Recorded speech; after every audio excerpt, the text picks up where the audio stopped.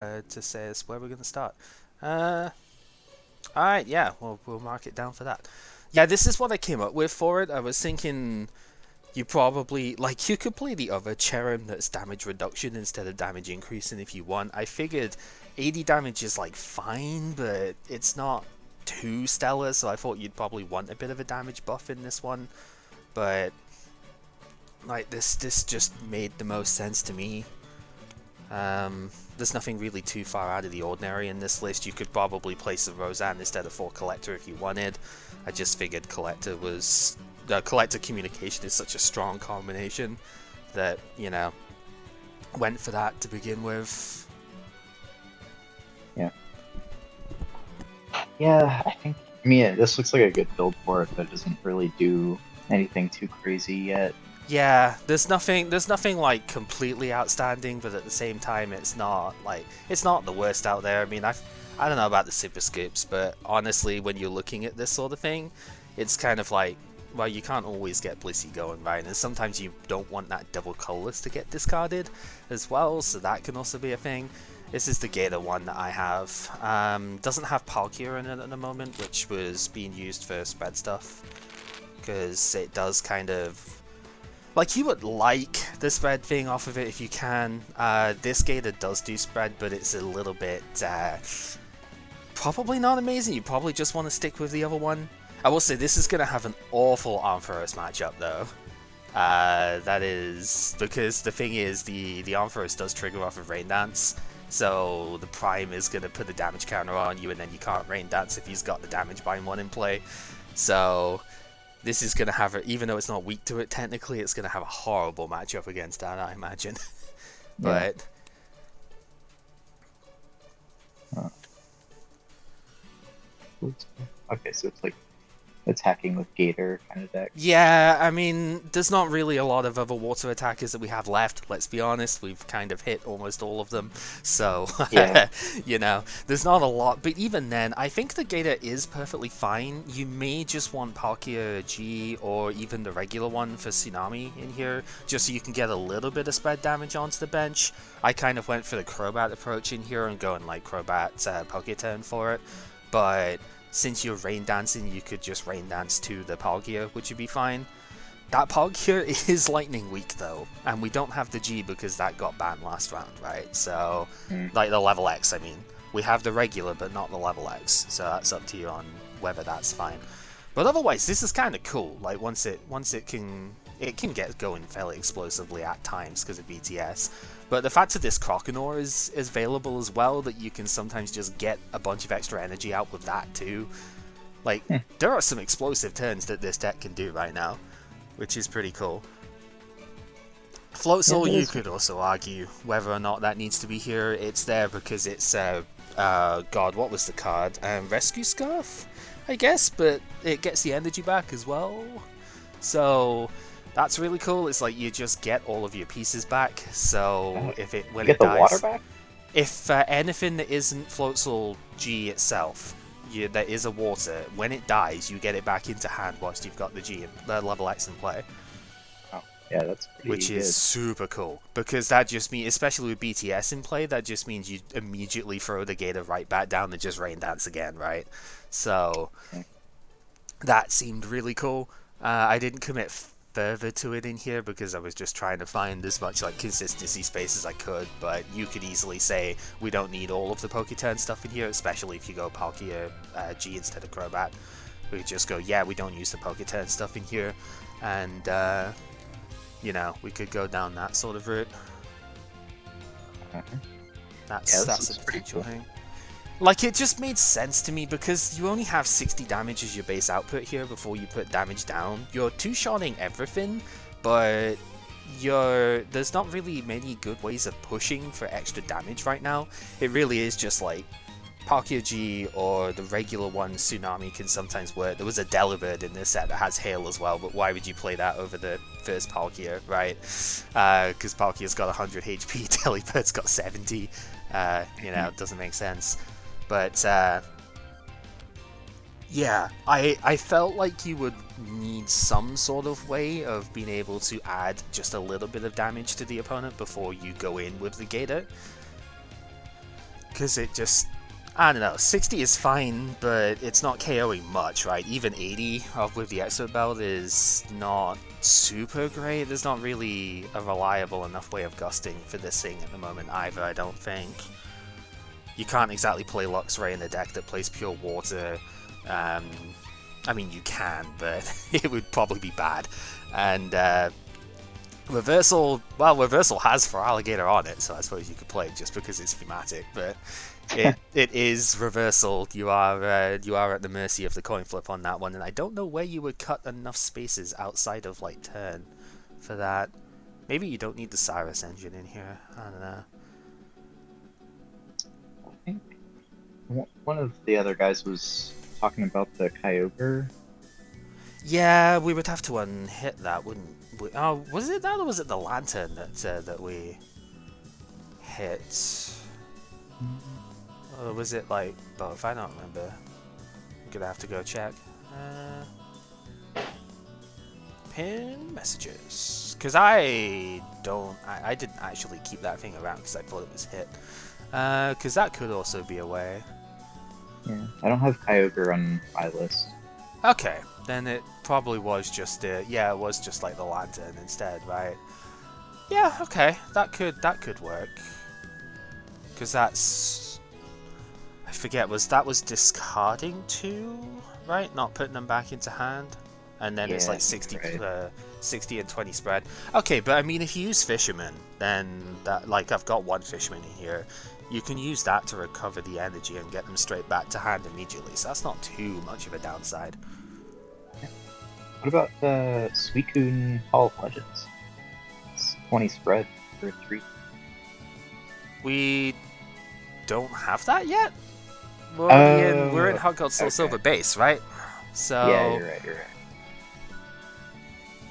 Yeah, yeah, I was looking on Pokemon cards, but yeah. I searched for, I guess, all of Hard Gold Soul Silver, so I'm looking at stuff that's not even out. Yeah. Okay.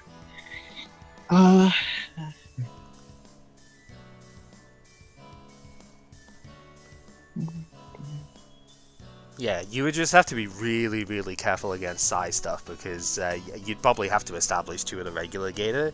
Because if you're gonna attach to 1, then like Rain Dance to it, then it's gonna take damage from conductivity because it is attaching from hand. And his whole the whole thing about the Ampharos is that it disables powers on damaged Pokemon. So, you know, you need to be able to establish multiples at that point, which is not impossible, but, you know, would be something worth keeping in mind. Yeah, this admittedly, like, I was initially trying this out, and then, like, Pepper showed a ton of interest in the deck as well, so I kind of just stopped doing this one, and I built different decks instead. So, yeah. Yeah.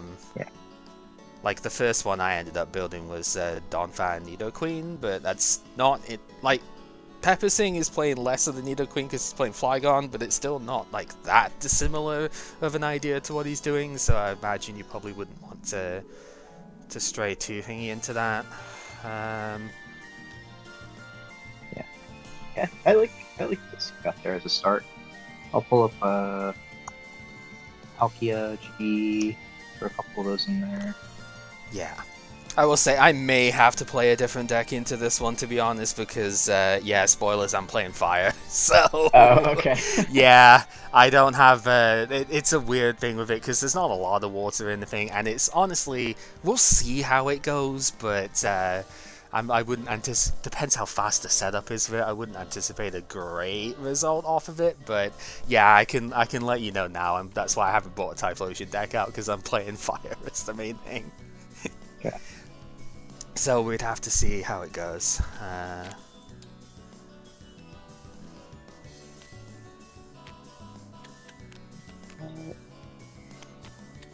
Yeah, Poketurn, Crobat is interesting. Yeah, like, it is a cool idea, but if you're going to be spreading with something else, then you could probably cut down on that a lot, which means you could probably find better supporters than the Cyrus stuff here as well, to be honest. Yeah, let's try that. I want to play little Nidoqueen as well. Oh, okay. Yeah, I could see that. Yeah, you're gonna have to have space for rare candies as well then, aren't you? Probably. Or I are was you? playing just a 1/1/1 in Gengar, and Okay. that seems to be working Eh, okay. yeah, Gengar has the advantage of Spiritomb getting out, though. I don't think you can Spiritomb in this deck. Hmm. Why is that? I Because guess the you don't want to have Croconaws to evolve lose. is from hand. Yeah. Yeah, yeah, A that's lot of sad for the not. power play from this deck comes from being able to go BTS and get through Crocodile to for Alligator in the same turn and like get a bunch of energy into hand from that as well. Like just getting a ton of advantage as you go is one of the ways this explodes out. Hmm. I don't know. Maybe I'm like underestimating on that, but it just feels like it's also like not the right type either, really. Which I know is kind of weird to say, but it is. It does like you can only rain dance to water Pokemon, so anything that's not water, you've still got to be a little bit careful about how you play it down. You know. Yeah.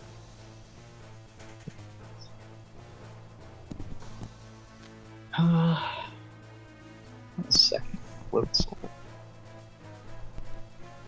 I mean, you could do. It does seem really good if you're gonna be just kind of like spamming. I mean, maybe you're not spamming Palkia, just hitting a couple times.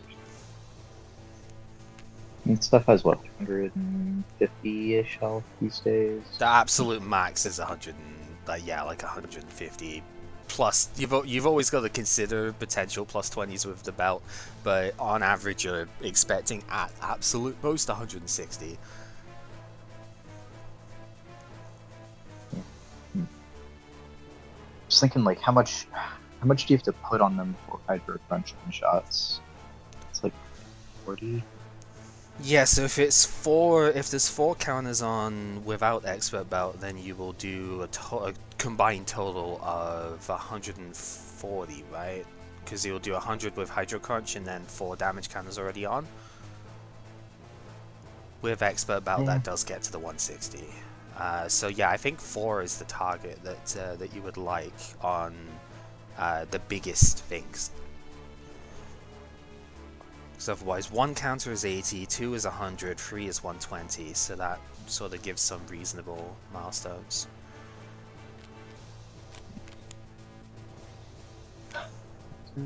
Roseanne's kind of nice for getting. Yeah, this was always the test of like this has been the tough bit, right? With Roseanne now being a thing, it's like a collector being there is what I meant. The mix between the two has been the tough bit. It's like how much do you want to set up versus and like get better PCOMs versus getting energy as well, right? It's because like collector is such a fantastic card, but there are times where it's just like, man, I really want that 1 energy as well, you know. So I've tended to try and play 2-2 as I've gone on. Again, this was an early build to begin with, but honestly, like I think there are some decks that will just play 4 collector. Some decks just don't want it; they want Roseanne instead. A lot of times you can play like more of each, really.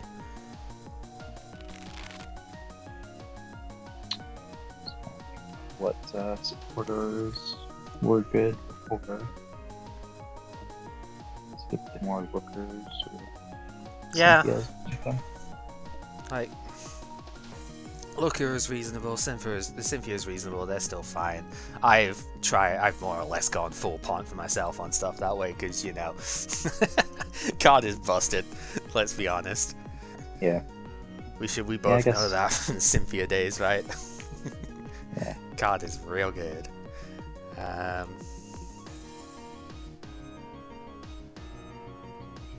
Start. Up here. Oh.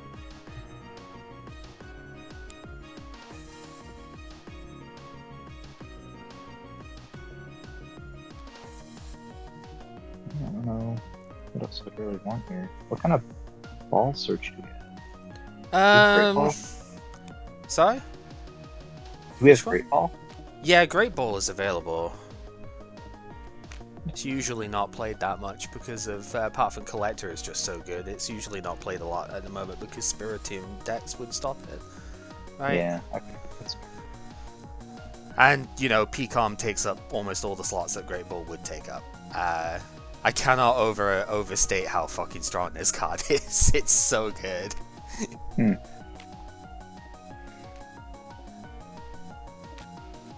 I mean, what's always been the hardest part of doing stuff, right, has been the evolution search, yeah? And Yeah. Pokécom just converts your extra basic search that you're doing off of something like a collector into an evolution, or a level X as well. It's like any Pokemon. So it does what Luxury Ball doesn't too. It gets the Floatzel in this case.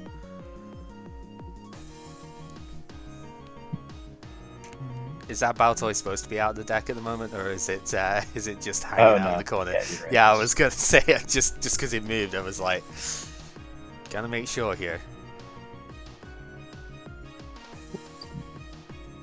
How many is this? 58, right? 7. Or is it It was 57. 57? Okay. Yeah, that top corner was a little bit.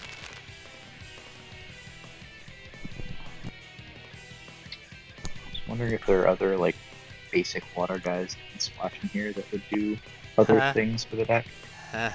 Yeah. I mean, you did mention that Kyogre, since it is still available, right? That could be one way. Yeah. 1, 2, 3, 4, 5, 6, 7, 8, 9, 10, 11, 12. Yeah, quite a few basics at the moment. I want to play more floats. Yeah, I mean, it's not terrible. It's nice to have a higher damage cap too, in theory. I mean, you could just put one more energy in then, and that might probably helps out. Yeah, I'll do a quick look through and just see if there's any basic blues, but this looks pretty fun. I think it is more or less just like Kyogre at this point. Because unless you were to switch the Palkia type that was being used and go with like the regular plus maybe the level X or something, but that might be just more complicated than it's worth at that point. My only concern with Floatzel and something like this is just being able to actually get the Floatzel out in a reasonable time, because it's not really a good attacker by itself, and with taking out the wall points and stuff, that's my only worry. Is like how's it getting in? I guess after something gets KO, but that's kind of like the opposite of when you want it in. I might just be I might be overthinking it, because you technically do have like Palkia splashing turn, and then like if it survives, you level up and whatnot for it. Like, because I don't know. Again, and also, I mean, sometimes you are just gonna hit that 2 wards to do like 50 for a giant wave, right? So, I don't know. I might be overthinking it. Throw maybe a Q in there. Gives you a way to do that. Well, kind of. It's not really for the Floatzel, because I know the baby one has got 1 retreat, but the level X has got 0, so it's not really for the Floatzel part. It's like, you're gonna have to switch into the Floatzel in order to level it up, right? And then, well, you've used your 1 retreat for turn, so you're gonna just be stuck there doing something with Floatzel when you're active. That's why I had the wall points in the first place. I think it's because of stuff like that, and potential trapping of Claydol and whatnot. But I don't know. Maybe I was thinking too much along the some of the gusting option stuff that I have played in other decks. Yeah, I do see what you're saying though, for sure. It might just be okay anyway, though. Again, I might be overthinking it, and like just putting another water energy in for consistency or something might just be the way to go. Yeah.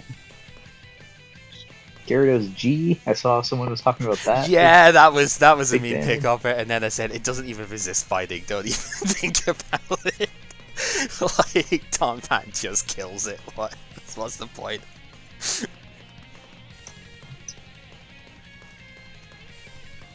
I don't know. It's just I'm kind of like thinking about those 4 attack cost attacks that should be, hard to fire and hard to lose all that energy, and then we suddenly turn that into a completely fine proposition. Yeah. I mean that is what Floatzel does, isn't it? It is neat. Uh, Yeah. I just wish the Is attacks on that? Floatzel were better, you know? Yeah. It's kind of you know what? Let's play Gyarados. That'll make whoever was talking about that happy, I think. Alright. Let's see. Card searcher. Did that go somewhere? I didn't move it. I moved it. Hmm.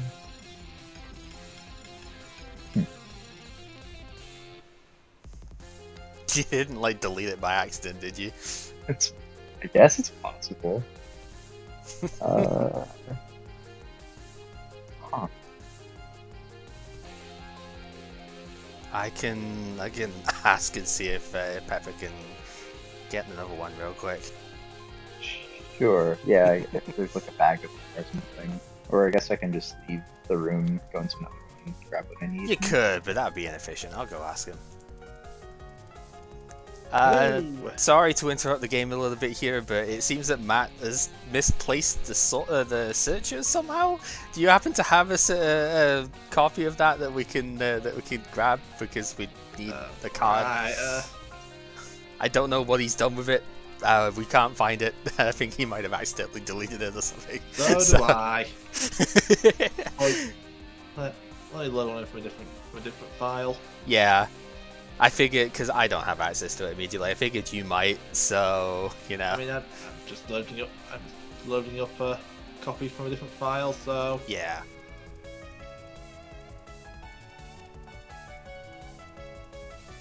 There you go. Yep, just waiting for If you that to load in. right-click games in the games list, there's a search option, and that gives you a list of all the objects in the game. So it's good for fetching things like this. You have to. Well, that just, oh, Matt's pulled up the Arceus set, right, okay. That's why things were slow. Okay, I'll go back to him and tell Okay, him. let's do the math here. Okay, we have had a tile pulled up for us. It is underneath the deck now. Oh, I pulled up Arceus. I didn't even pull the Yeah, card set. you pulled up Arceus. It's all good. We have a Alright, tile that's- now. So, yeah, Gyarados G is something that you can search for specifically, or you just get the thing out for it. Oh, yeah. Like, it doesn't Yeah, matter, it's it's just okay. like, it actually has its own name as well, so it should Yeah. show up in there, because it's got Gyarados in the name.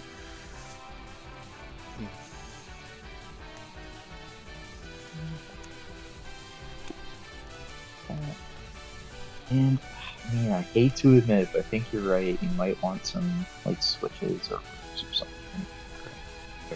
It just seems like it would make sense just because of the... I mean, like, if you've already played a couple of supporters and stuff, you could possibly get away with using Inside or something. Like, it's not... That's not awful. It's just, like, I don't... Because of the way supporters work at the moment, you can't use it on the one that you've played that turn. So, like, Insight's not good early. Doing 50 is maybe fine, but that might get your Floatzel killed, and this doesn't recover itself.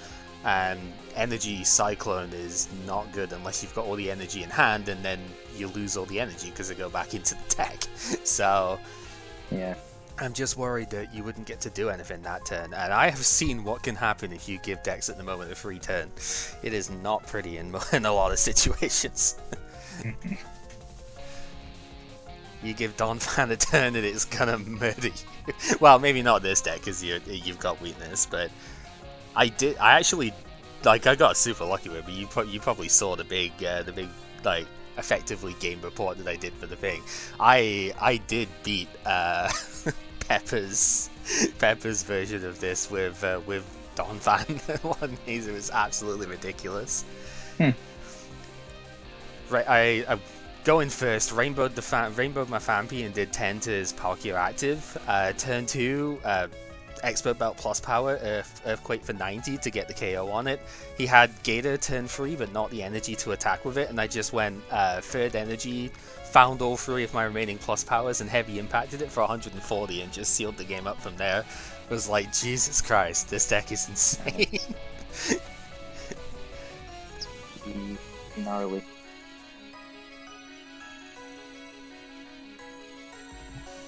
Just cutting supporters, which is kind of spooky, but I mean, you've got 5 raw draws here, so it's probably okay, right? yeah. Alright. You alright with the collector Somewhat Roseanne fine. thing, or you want to swap that around, or like, you know, change that up at all, or are you fine as is? There's 3 collector, 1 Roseanne in here at the moment. I don't know if you want to mix that up at all. Uh, yeah, I don't know. I'm happy to play it this way and just see how it feels. Try it as is. I mean, you do have the Croconaw that can potentially dig for more energy out the deck as well, so it's not as if there's, it's not as if it's like entirely helpless that way. Yeah.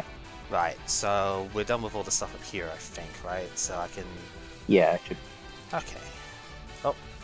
Maximum of 128 objects or something, I think it is, that you can delete at any given time, so...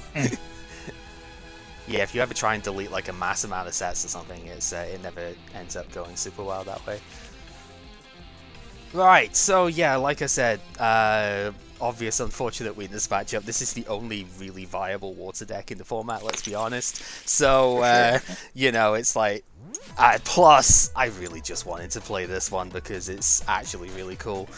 And unfortunately, there is nothing I can do out of that opening hand.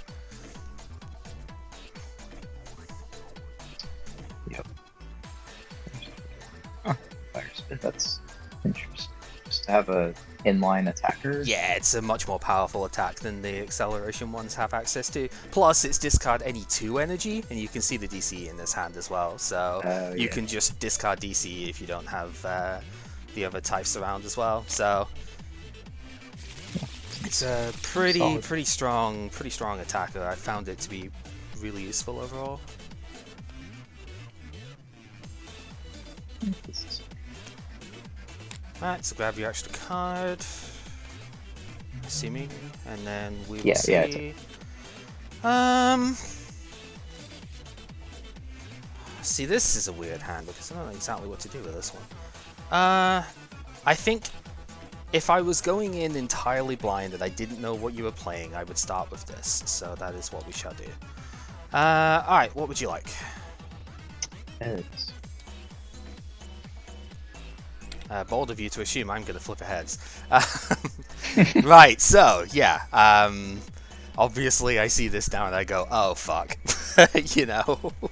Right. It's all good, it's all good. So, I do have a Cyndaquil, so we'll put that down. I'll attach... It's interesting, because it's like if I attach active, then I could potentially, like, pay a retreat off of it next turn.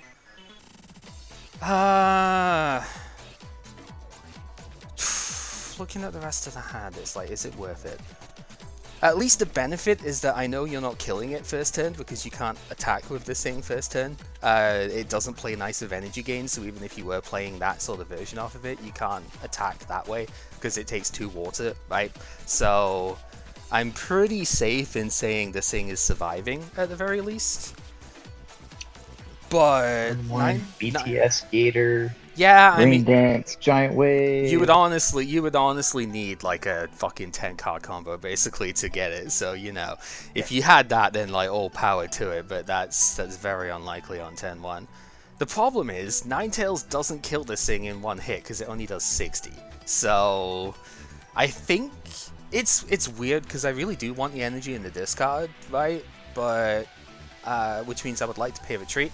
But I think I actually need to attach here because if I'm going to be attacking with this guy, he needs free energy. So we're going to have to go that way for it, and we're going to use the Find Wildfire, the 0 energy attack, to get 2 fire energy out of my deck. Sweet. So let's just see how bad my prizes are here, to be honest, because there's probably some stuff that... give me a sec, please. I need to be able to see what's actually going on as well. Take that.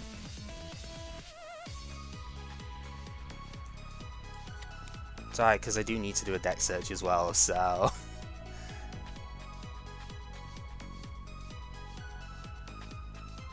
Right. Okay.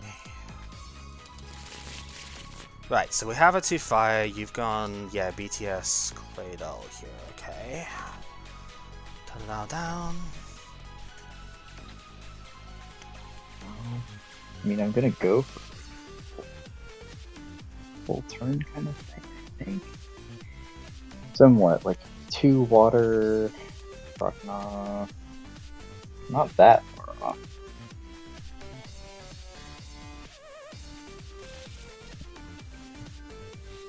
Yeah, it's still a little missed though. We'll go. I can use 2 cosmic power. That's pretty good too. Yeah, I mean, if you get the second one out. Yeah. And I can play supporters, right? Yeah, because you're going second. Second. Let's see. Shoot the shot. Okay, so I'm gonna play BBs. Okay. Get rid of something. Don't want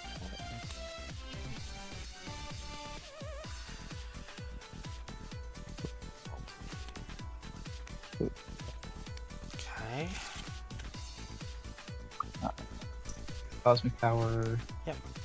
We'll just put a markdown so we can say that it's been used.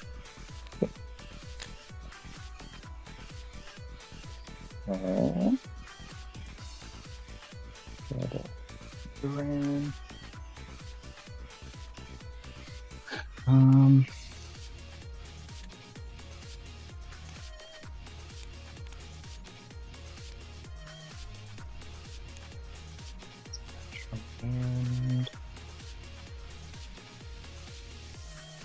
yeah,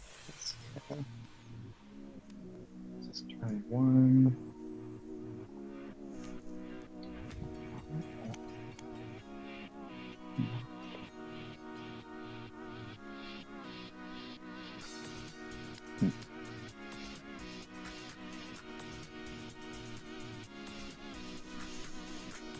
Sure, power again.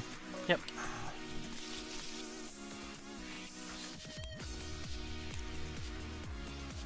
Four. Yeah, it's not gonna happen. I was gonna say, if you get there, you get there, so be it, but, like, that would have been one hell of a high roll. Yeah.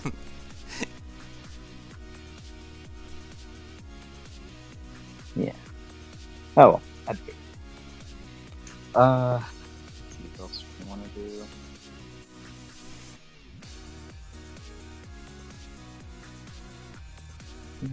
Yeah. Okay. Then they can't incite, so I Yeah. will pass. Yep. That is. Okay, that's kind of cute. Sure. We will Pokécom. Put back this Cyndaquil over here.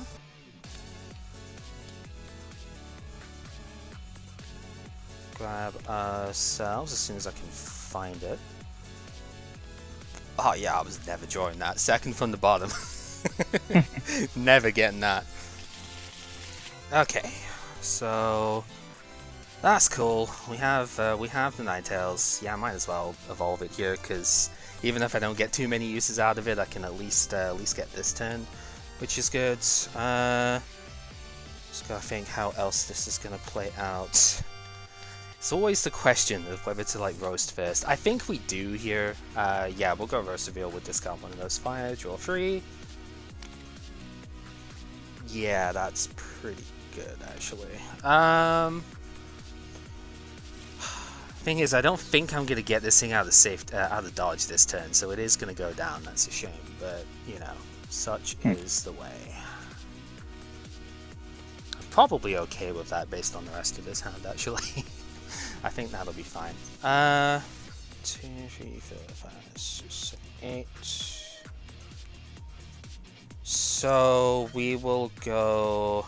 I mean, I could get it out of the dodge. Actually, it's probably fine. Yeah, that'll be fine. We'll go Roseanne. Pick ourselves up next card in the deck, which is very funny. And he is pretty good, but probably not yet. Yeah, let's just grab another Cyndaquil, and we'll save some time here because I'm gonna peek on that Cyndaquil back in for the Afterburner Typhlosion. Sick. Which of course we are going to backhand out, so we'll grab that to there.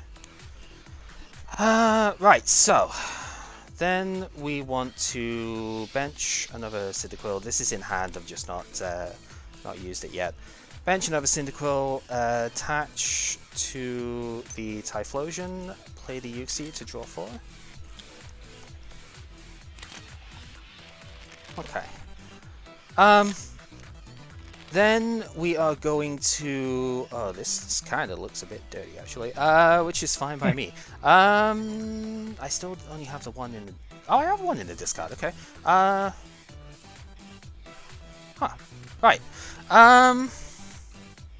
But I need that to go on the active thing at the moment. Right, okay. Yeah, we're going to use the Afterburner. We're going to put 10 damage on so I can get this thing out of dodge. Going to grab Fire Energy, because it only does have to pay 1 to retreat. So that is what we shall do. Go into the Uxie. We will Rare Candy. I'm just going to pull this out now because I have this Typhlosion, which does not put the damage counter down but can only go on bench mods. We've had this one in format for absolutely forever, but it just hasn't had a good deck to play in, so you know, it is what it is. Yeah, so we're going to use that Afterburner. We are going to put, not Afterburner, Fire Starter, and we're going to put the energy down there, and that is going to do it for just now. Nice. Gets the Ninetales away so I can still use my discard stuff, which is good. And, I mean, it's not quite as epic as a double Claydol, right? But it's still pretty good. Yeah. Yeah. Saving Ninetales is certainly worth.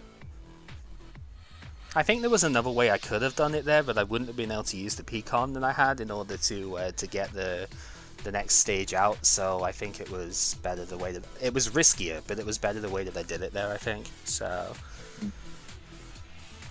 Because I really needed that to work. Right, yeah. We're already at a disadvantage in this matchup at the best of times, right? I need to be able to try and get something good going here. Yeah.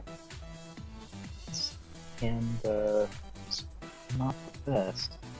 But... Yeah, you can fix it at least, though.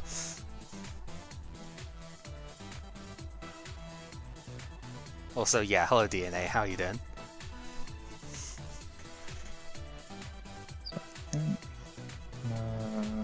Power first.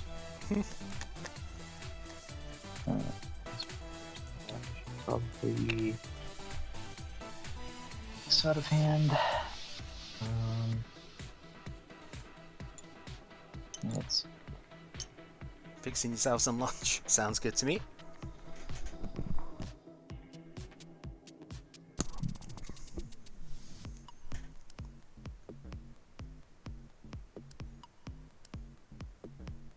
Wow, yeah, that's a real shame. I guess I'm gonna... Yeah, I'll play this too. Okay, so we're doing that first, and then, yeah. Yeah. Okay. Palkia. Okay, yep. Mm, And then... I don't know what you put down there, obviously, so it's up to you to make sure. yeah.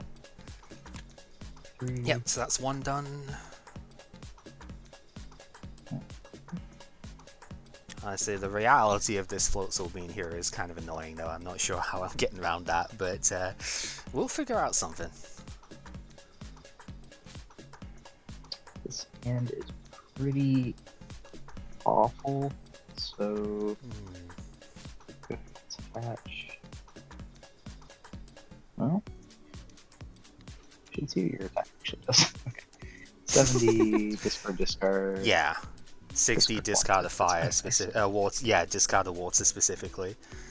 Yeah.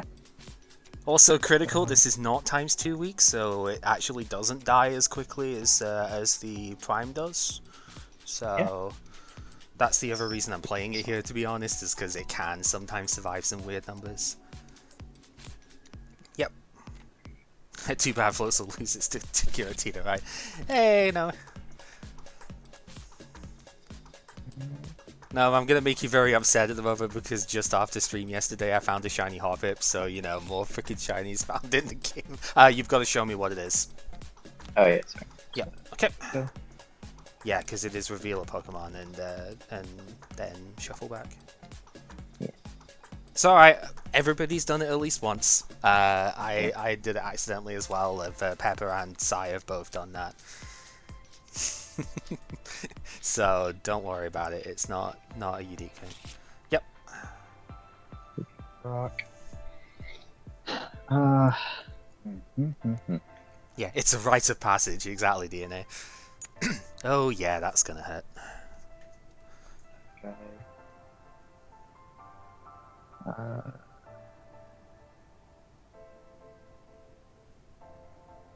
Guess we're ready to. Yeah, you've used one. Okay. Pretty good to talk, yeah, but I don't know. Then I wouldn't have to attack the Gator, but it's okay. I need a Gator in play to attack in the first place. You do, yes. Which you mean we're one step away from.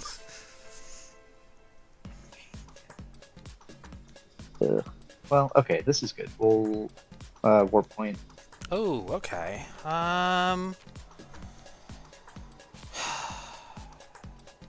Yeah, I mean, I guess I've got to go in with it, haven't I? Doesn't really make a lot of sense otherwise. Full Cosmic Power again. Yep. Yeah, it's a little bit annoying, but...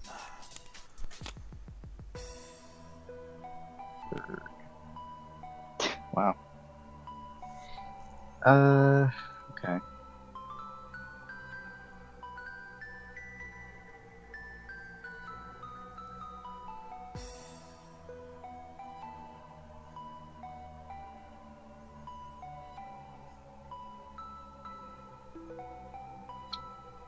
Who's that? Just...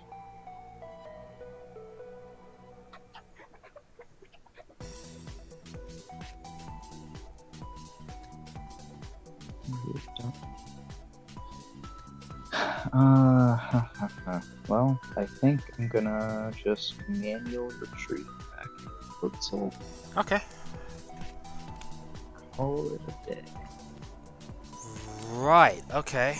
Obviously keeping the crop to try and do the big turn, that makes sense. Okay, how do we want to play this out then? So obviously, like, roast is the main thing. Roast reveal is pretty good, so I've heard. Let's go collector first here, actually, because I think I want to make sure I get these done beforehand. So we will grab the big Lizardon. We will grab Cyndaquil. And as a deck fitting exercise, yeah, we'll grab the second one. Works for me. These two could just straight get benched. No problem with that. This goes into hand. We will roast reveal, discard a fire, and draw our free. That's like so close to greatness, it's hilarious. We will... Yeah, I guess we'll just do it this way with it. We'll put a double colorless on the Zard. There's no point putting the damage counter on a thing when I don't need to. I only have one fire energy in the discard right now.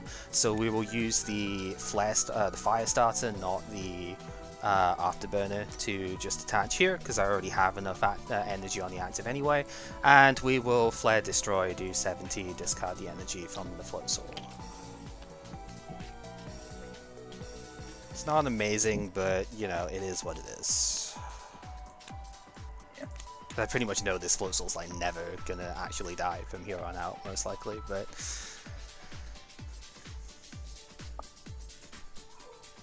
His hand is so bad.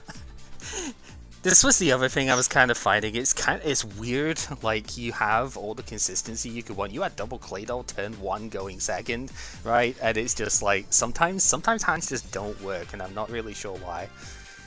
Yeah. I didn't check prizes. I'm wondering. I probably prized for alligator or 2.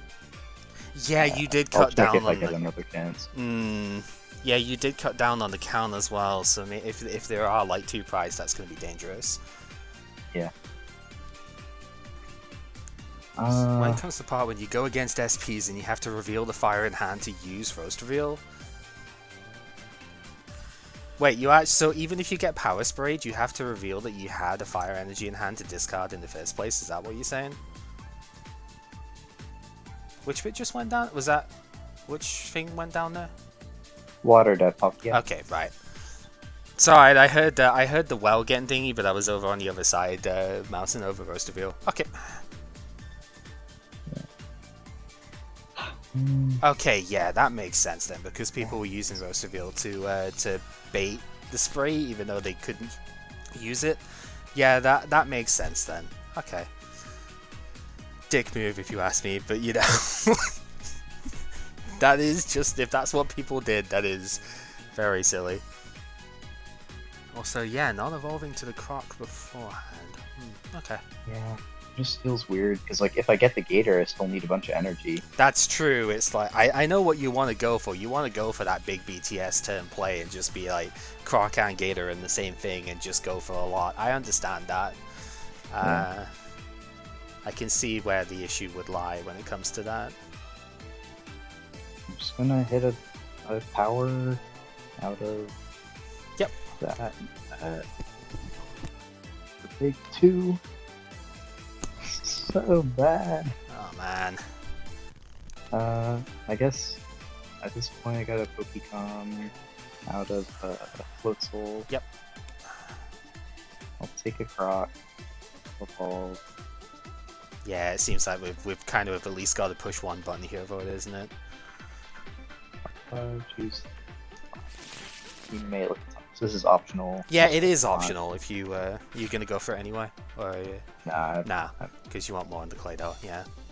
Yeah, that's the other weird thing, isn't it? Is like, do you do it first and then just like to hell with it? Like, yo, if you get a bunch of energy, I mean, you can choose, I think, not to take all of them. We found out, but it's like, or we figured out, but it's like, yeah, do you go for it and just try and get a bunch of energy? Or do you maybe go? What have you put back? Oh yeah, sorry. Yep.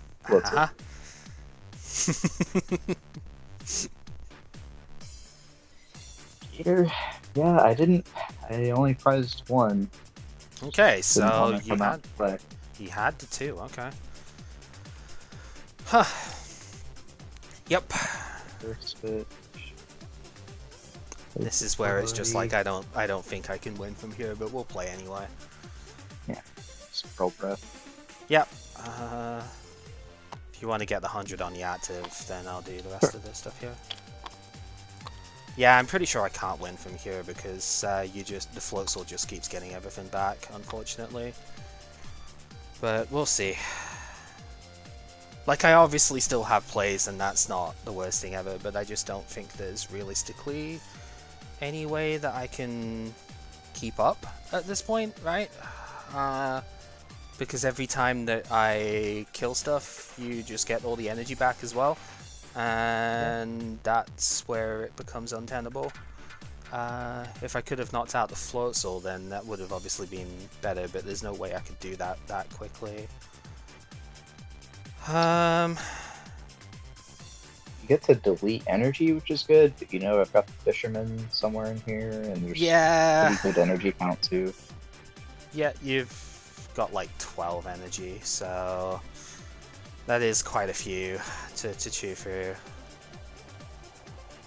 Yeah, so we do have Pcom, we'll get rid of Vulpix.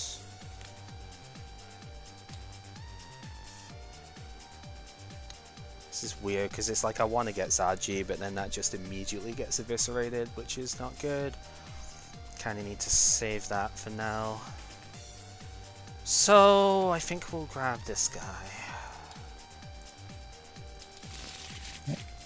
I mean, maybe I can just like win a prize race on it or something because you do have a belt down and I currently don't. Who knows? I do have the red candy, so we'll get candy.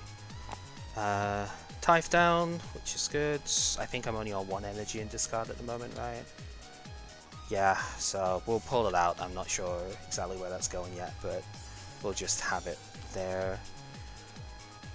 I haven't used Roast Reveal yet this turn because this was a Flare Destroy discarded one, so I know I have that at least. So let's just, yeah, we can safely do that. We'll Fire Starter to this one. Yeah, Roast Reveal to draw the free.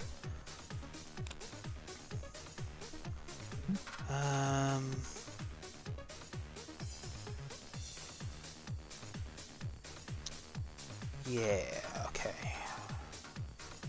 We'll go DCE down. Yeah, we're just gonna have to attach to the active, so we'll do that with the Afterburner. And yeah, we might as well Flare Destroy. There's not much else to do off of it, right? So yeah, 70's not exactly there, but not a lot else to go on.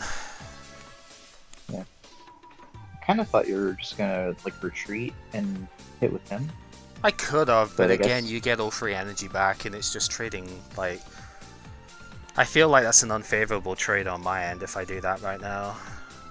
Yeah, probably right. Another pretty terrible hand, but got a flipper. Oh, yeah, okay. Well, Hammer's actually not looking that bad.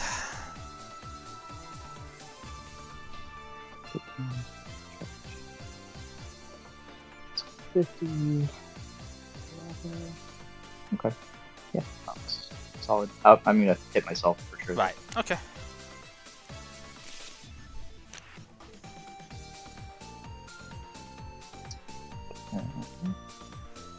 Power. Yep. Oh, I guess I better attach energy first. Yeah, you've got to flip a coin for the snipe, unfortunately, DNA, so it's... Like, maybe I still do it here, but it's really not reliable, which is unfortunate. Oh, the Flame Jet? Yeah, Flame Jet's a flip to snipe. Yeah.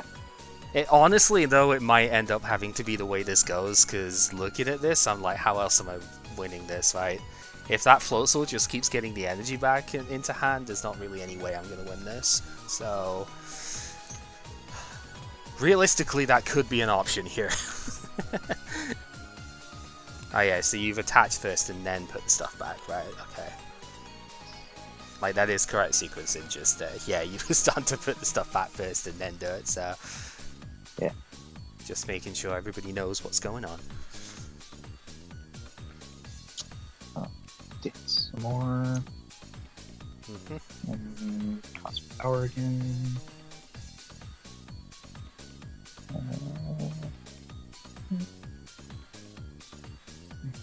I think that's...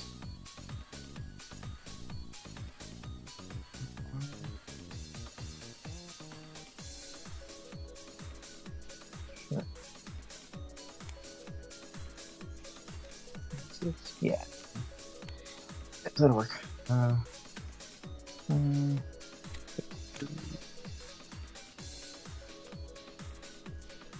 We got a neat arena. Yep. In theory, Nidorina doesn't do anything here, but, or like Nidoqueen doesn't technically do anything here if everything's going as according to plan, but you know. Yeah. Yeah. Alright, I'll just roll breath. Yep. So I'll get the counters up. Extra damage does matter here as well, unfortunately. Because RG only has 120, so kind of keeps it out of range. Which is not great. Yeah, I mean, I'm looking at this board and there realistically isn't any way that I'm going to win this if you get to keep that Floatzel in play. So, I honestly, like, I hate this, but I think this is the only way that I can even do anything here, which is very gross to say, but, you know. We do have another Zard there. I mean, it's gonna suck to have to get this back later on as well, but I think I am gonna level up here actually because I can call for power the energy that I accelerate to the bench, and so I don't have to attach active here, which means I can use it for something else, which is pretty good. Yeah. So I think Solid. that's gonna have to be at least part of this. Yeah, I mean, obviously I lose if I flip tails anyway, but we know that. So let's go for the fire starter. That's, I think, has got to go here. We want to manual the DCE there, call for power this one, and then from there, where are we going? Getting that back is probably important.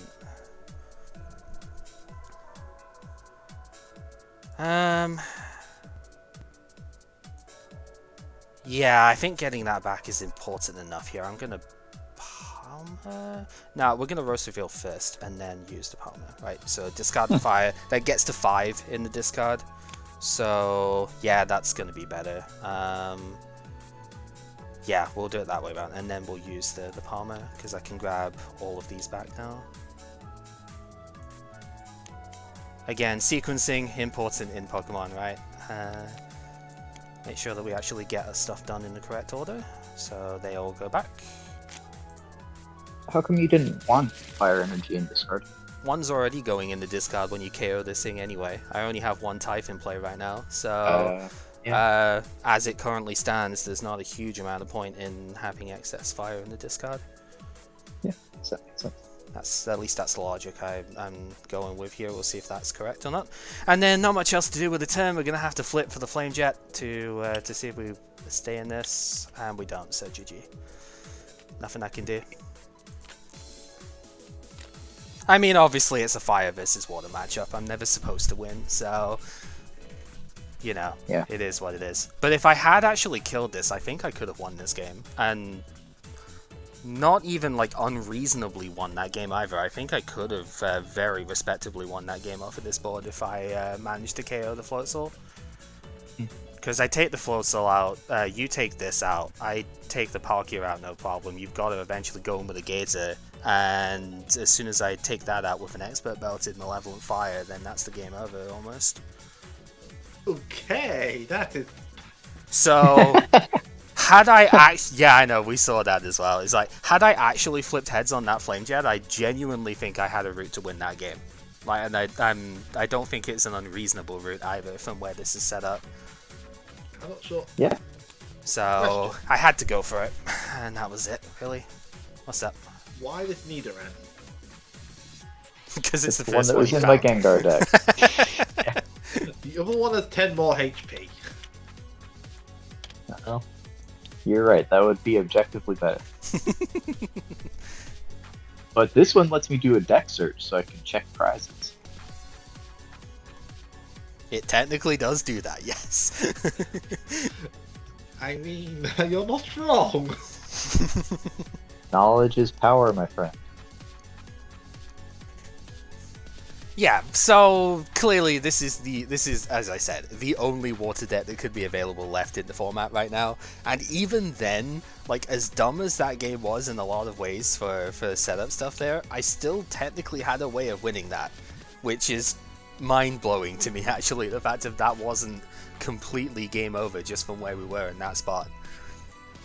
That's, this is a good old-fashioned one-hit KO deck that we just have not had access to in, like, forever, it feels like. So, I just went, you know what, this guy is big and dumb and does a huge amount of damage if you get it going. We have now, like, an extra good accelerant tool to get it going. Let's just try it, because it'll be great. We've also got Ninetales, right? It's not just the Typhlosion. The fact that Ninetales Roast Reveal helps out the consistency. Just, like, yeah. Is the Arceus Charizard better? Probably. Would it have done better in this matchup? Fuck no. So, you know, it is what it is. I mean, this is not the first time I've been in a Typhlosion versus Feraligatr matchup. Let's be honest here. And it probably will be the last, because most of the time these cards completely suck after this era. So, you know, unfortunate. But Yeah, Maybe this it'll deck. be good when we get Let's Go Gen 2. Did you say Arceus Charizard? Yes. Yeah, What Charizard does from that do? Charizard from Arceus. Yeah, not. Okay. I thought you meant like a deck that includes Arceus and Charizard. No, but that would be very funny. Well, first This you have isn't a Gen set of 8, my footballers guy. pick, search Yeah. five fires, search for all fires, scoop up, then play Charizard. Yeah, that's kind of where I thought you were going with that. No, see, Yeah. we've snuck in Ninja Boy from later gens, so we can just transform one of the Arceus into Charizard, call for power every energy Wait, up you're to telling it. me Scoop Teleporter is rotated at some point? 'Cause I'm running 4 of them. Not really, but you know what I mean. That would be very, very funny, though. Like, my god. Zoroark got a little bit better.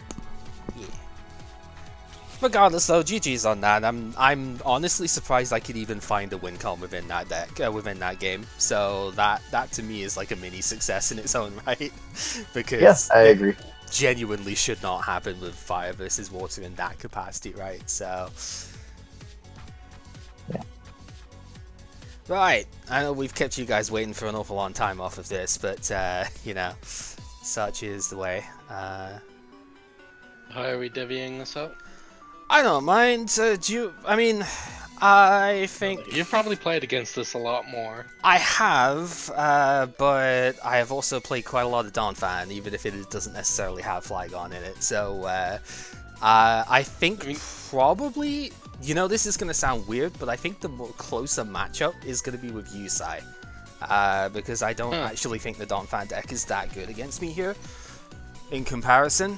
Because I just one-shot everything all the time, and don't have to care. So You one-shot everything that isn't Ampharos with a belt. I one-shot Ampharos with a belt too, if I have the setup. Do not think I will not expert belt my Charizard G level X, because I totally will. Let's jump to another room then. Yeah. Okay. Yeah, so this matchup, yeah, like you said, I have played a reasonable bit of this in solo testing. I think it's not as unfavored as obviously what I've just gone against in the pure water. I do feel like the advantage is on your side though, so we'll see how this plays out. But I'm okay with that, honestly. Oh, this is a bit of a stinker. Oh well. We'll just have to see. What do we want? Tails. Yes, very good. You have worked out the problem in my my game plan. Never flip heads. Expand. Yep, because I now do not do damage next turn with the stuff there. So, all right, we will draw. This just keeps getting worse. Well, shit. What do I do with that? This is a tragedy. I mean, at the very least, I know this isn't. No, I don't know this isn't dying next turn. Technically, you could just go Expert Belt Fluffy and do 50, which is depressing, but That would be a funny way to end this. it would be, and you know what? It would be fast enough in that we'll just go for a second game at that point. I'm going to put a double colorless down on this guy, and that's going to do it, because I can't damage you anyway. So go ahead. Yep. Pokemon Collector. Yeah, it's like if that happened, then so be it. But I feel like I need to hold on to this just a little bit longer.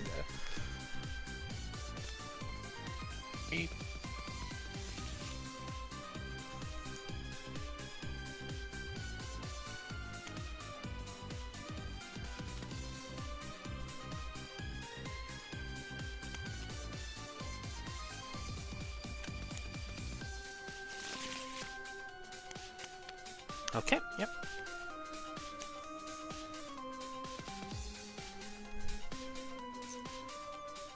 Oh, you do have the fluff, so okay.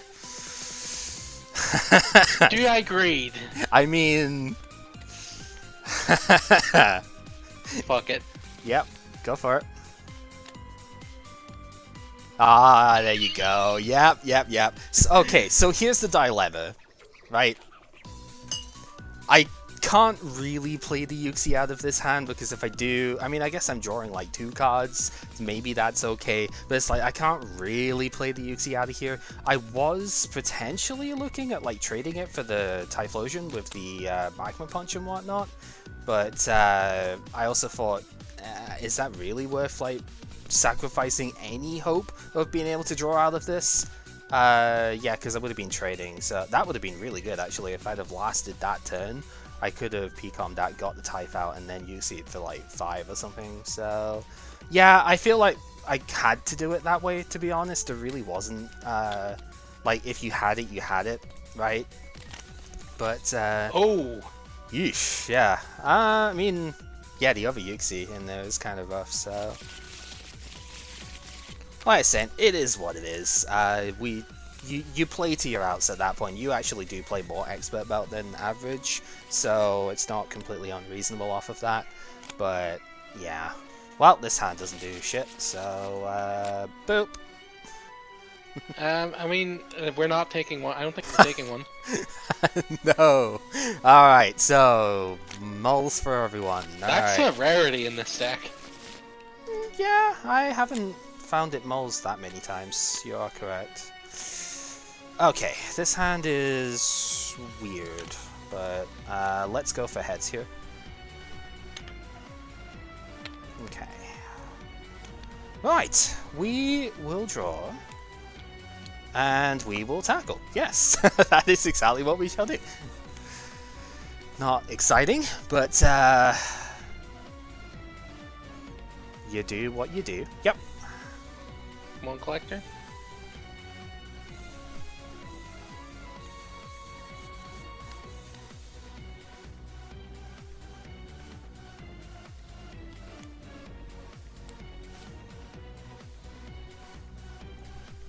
Nah, I wouldn't even hate ones like that last one anyway, because that could have been prevented. It just, like, it felt really, really bad to do. And even if I did prevent it, like, what am I gonna do out of that anyway afterwards, right? Okay, so we have the Yuxi in hand, and then reveal your bench, good sir.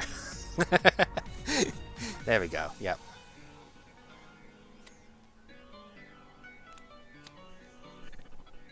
It was just a very strange situation to find myself in, I guess. I think I need to What? respect that. I mean, it's true, because just like you did with me, technically... No, I can't, because I don't have an energy on, but it's like, yeah, technically... There is a way, because of BTS being in format and like rare candies and shit, there is a way that I could technically kill with that otherwise, so... Minor errand running? Yep. I love this attack, actually. Like, I know this is not one that you tend to use that often with it, but I love it. It's like, yeah, you don't get to attach it, which is unfortunate, but it's just no energy, search for one, right? And it just helps. Especially when I only have 4 basic lightning. Exactly. So it just helps get everything going. Oh, that might have been a little bit of a good draw. Okay. Well, I still can't, like, kill this thing this turn because I didn't get an energy attach on turn 1, but this is going to be a gross as hell turn. I have Collector. And there is going to be a lot that happens this turn. Assuming that the components are not prized. And fucking one of them is, which is annoying, because not a lot is going to happen this turn after all that, unfortunately, because the main piece I need, the freaking Yuxi, to keep it going, is not in deck. So, oh well. But it's okay, because I do have a few things I can still get down here, so we're just going to have to temper expectations a little bit, unfortunately. Such is the way. So yeah, we'll grab Vulpix, we'll grab Cyndaquil, and... Man, I was looking forward to this turn too. I could have had a Yuxi for like 6 here. Would have been so good. Okay, would have been 5 probably because I'm not using one of the other cards here. But oh well. We just get the Charizard now. I mean, I need it in play for a turn in order to level it up, right? So probably. Yeah, we'll grab the Charizard as well. So all of those go down. We are going to Rare Candy into Typhlosion Prime. I really want to put that belt down, but you know what? You don't have any energy in play. I'm going to put the belt on the active. I'm going to tackle you for 30 here. Ow. Yeah, we tried Guardi. I tried Guardi in between stuff as a solo test thing, and I determined immediately this thing is not coming back because it's too powerful. Yep.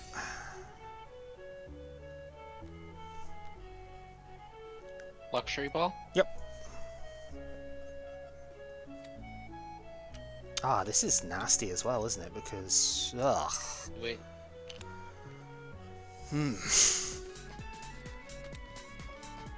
Yeah, we'll do that. Okay. Makes sense. Yep. Get the damage counter on. There's one to. I was gonna say there's one to the right of your luxury ball in the discard that you could have used. But... You can see for 4? Yep. I mean, I only have the one, so I guess I can't complain too much, but still. Yep.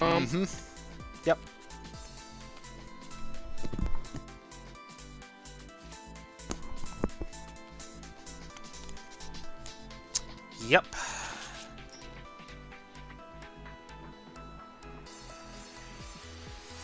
Spark?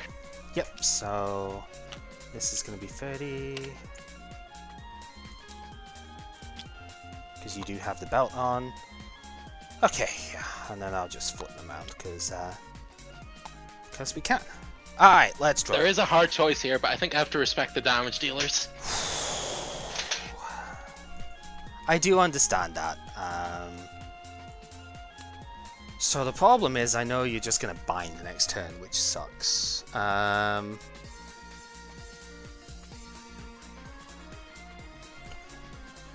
Oh, I hate that this is going to have to be what we do, but we need a hand here. Man, if only I had Yuxi. We're going to put the Charizard level X back in.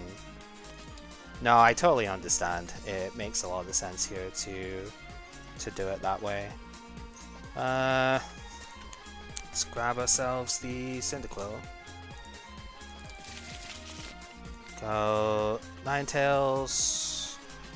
Basically all of your stuff has gone beyond, currently at least, all of your stuff has gone beyond the point where this matters, so we'll put BTS down, because last card is Pont. Yeah, thank you. So, shuffle, draw 6. You have got to be kidding me.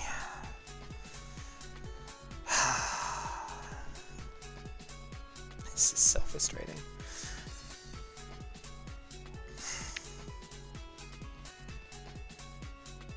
Yeah, there's nothing I can do. I've not drawn any energy. I play 14 energy in this deck, by the way. Haven't drawn any energy, so I can't do anything. Well, I prized 4 of them, so that makes sense. That's happens insane. Again. Yeah, 4 energy plus the Yuxi prized. That should have been so much of a better game. Oh well. Try for a third one, I guess, because they're not going to be done too soon anyway. And even if so, my belt luck is insane. it is kind of cracked. You just like go, oh, I'm just going to keep putting them in there.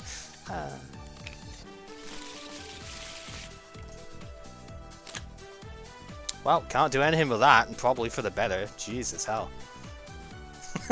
I will take the mulligan. Just look at that as a stupid hand. Yeah, it's pretty bad. What the hell is that?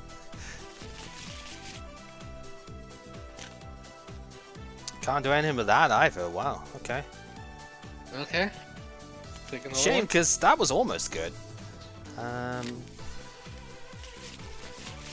Obviously depends if we have Spiritomb down, but we will see that. You have... What is happening here? Alright, Heads or tails? go for tails. Alright. Ah, the zero retreater this time. Fantastic.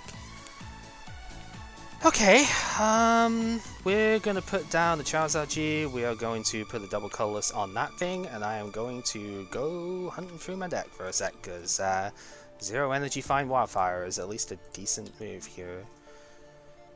Alright, how bad are they this time? That is the real question. Is that... There's like a hair on this card. Yeah, it's like a good scratch on it somewhere, isn't it? Yeah, or is a hair like thing. There's a scratch on it too, but yeah, there's just this nature of the scans at this point. Alright, so we can get 2 fire energy at least, so we got something. Yeah, okay. Go ahead.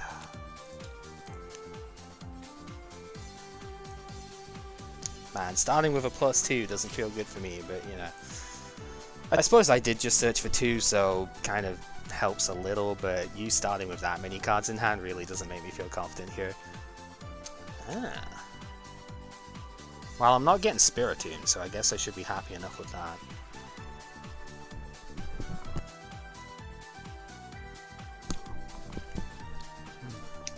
Expand. Okay. 10 it is. Right, we will draw.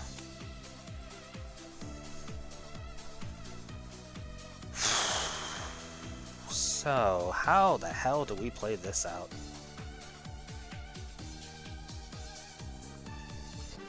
My only real concern right now is that I might not have enough energy to just go here.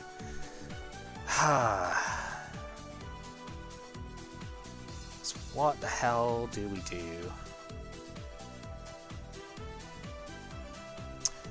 Because again, I could be just like, yeah, you're probably not killing me off of this stuff, but what if you do, considering what you did before, right? You could easily have the same thing again. It could just be Flaffy plus, you know. I really want to just search for more energy with this thing, but I think I have to evolve it here. Yeah, it's not great. Obviously, you know I have the energy to discard, so there is that. So we'll Roast Reveal. Discard, draw 3. Well, okay, that actually helps quite substantially.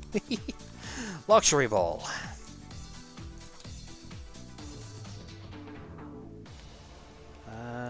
Cyndaquil. Let's add a rare candy to that real quick because we have Type Prime. So oh boy. That helps. Second Zard. We will double colorless and yeah, this one's a 1. We will Afterburner to the bench here, and that will be that.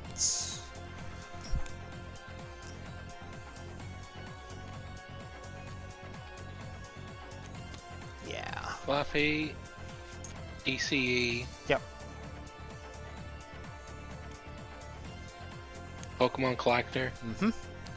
Now I'm wondering if I should have gone more aggro than that, actually. Whatever. I know why I didn't, and I don't hate it.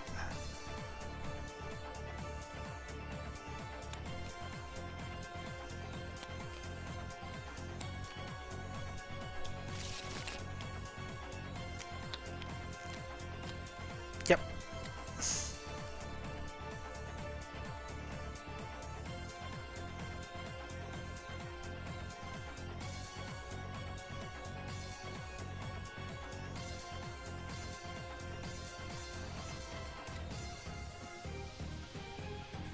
Pokemon Communication. Yep.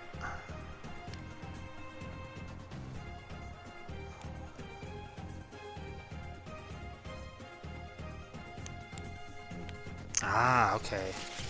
Makes sense, yep. Luckily that can't come out this turn. Spark the Typhlosion and Charizard. Yep. This one, I'm assuming, yeah. Yep. Yep. Okay. I think it's the only chance I'm gonna have. And even then, it might not be fast enough at this rate. Right, we will draw then. Yeah, I feel like I should have actually killed the Marit last turn, because if I'd have done this differently. But the thing is, I'm looking at this hand now. If I killed that Marit last turn, I couldn't Roast Field this turn. So that was kind of where I was at. Is like I could have just attached a fire, and I actually had access through Expand. I could have killed that thing, but then I would have been completely left without any sort of draw this turn. And honestly, I think this has worked out much better, so I'm not entirely upset with the way this has gone, because now I have a Roseanne. So I can get stuff going a little bit more here. So we want to grab probably just 2 Cyndaquil, because I do need more of those. I mean, we could just grab Vulpix as well. Yeah, we could. Is it gonna help? I don't have enough, like... Oh, no, I do. It's just gonna be, like... No, okay. I need to grab a fire as well here. And then, before I do too much else, we're gonna Pokecom a Zargi in level X back in. Because I think that's the way that I'm gonna need to get the Vulpix here. So we'll bench those 2. We will go Afterburner. This is in hand, so I guess I should just manual attach because that's fine. We will go. Yeah, it's expensive, but due to my slowness of the first turn, I don't really have a choice. We will go Afterburner. We'll put this here. Going to have to pay retreat, and this is a huge flip to be honest, but there's not much else I can do with it. We have the Zargi down. We're going to call for power because I have to have a 5th energy on because I don't have energy gain, and we are going to Malevolent Fire and lose all the energy. Okay. Yeah, it sucks to lose 2 DC to that, but I have to get it immediately or else I lose. So Pecom. yep.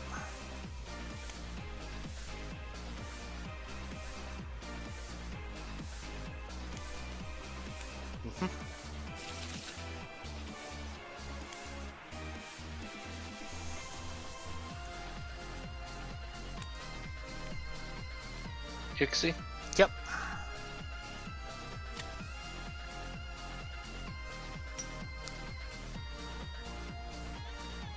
Pecom. Okay. Yep. Oh, I guess that's the only Pokemon you had in hand, otherwise you'd have probably evolved that. Ah, that's Ian. Oh boy, the other Yuxi's prize, isn't it? No, Okay.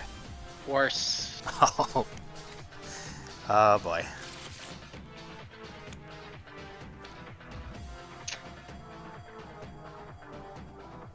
Have to go for the rainbow. Okay. Yep. Oh, I see. Right.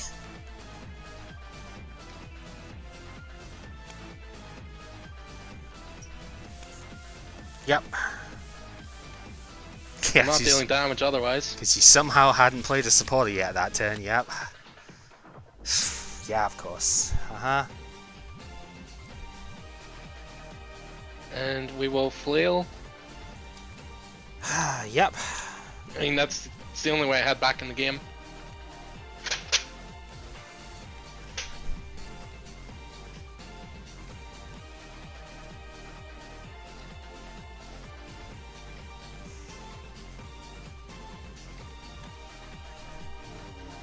Okay.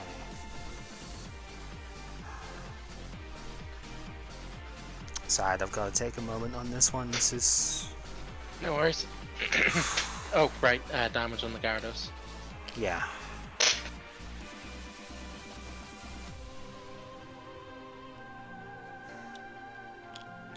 Okay. I think it's got to be here. How much does that help? A decent bit. Potentially.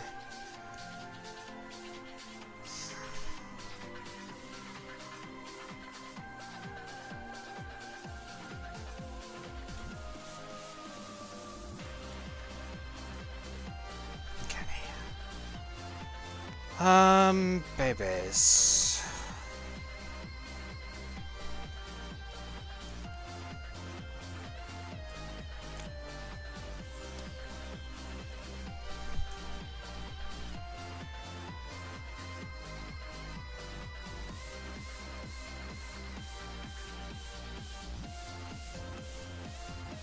Oh yeah, of course he's prized as well. That would make sense. Ah, the only way I could possibly even factor back in here, and of course it is prized. Why would it not be? Oh god. This is what I mean when I say this is not exactly favorable at this point, but then again, you know. That was a pretty nuts last turn for me. Yeah, that was insane, but again, I feel like this is another one of the spots where I feel like I could factor in this if I didn't have one particular card prized here, but because it is, I'm not sure what I do from here. I think there is still an out, it's just really not great at this point. I think the out is that we have to get this guy back. It feels like it's going to be too slow, but I think I have to. Okay, do that. Oh shit, it's like now I don't even want to play this down, but I think I have to, right? Where are we going otherwise on this? So if you put prime, that's...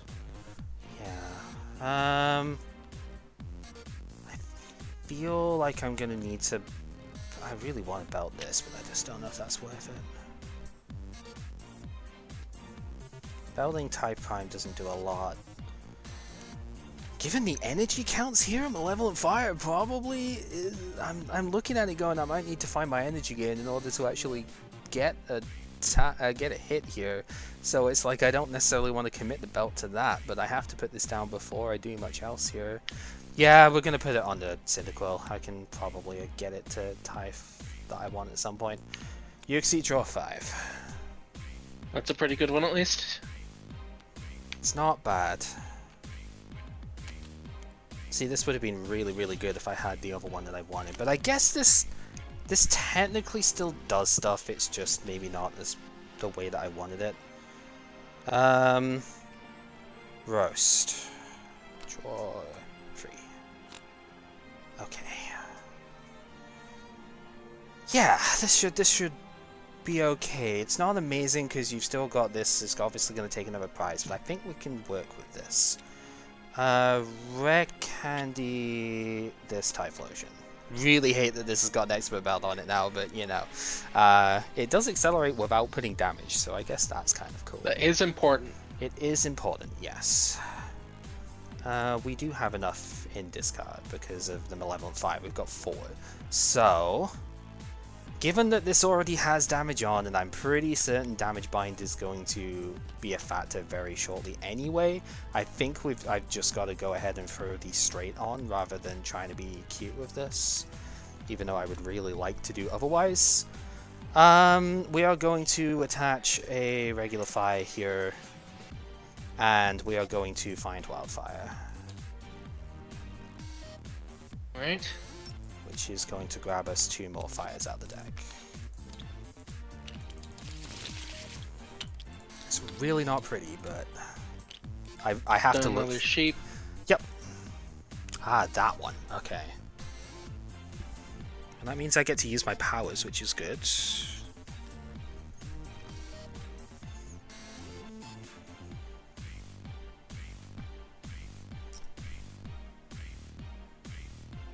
Getting one shot anyways, so it doesn't really matter. If I get everything out, yeah.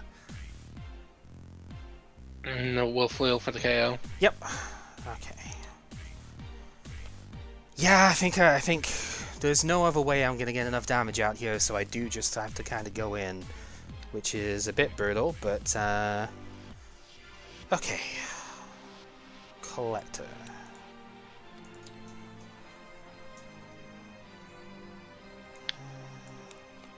Cyndaquil and Cyndaquil.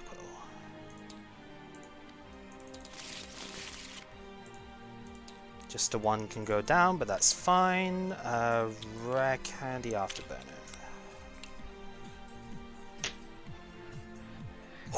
Okay. Not getting the other one's kind of screwing me. Yeah. Right, level X, as you know I have. Yep.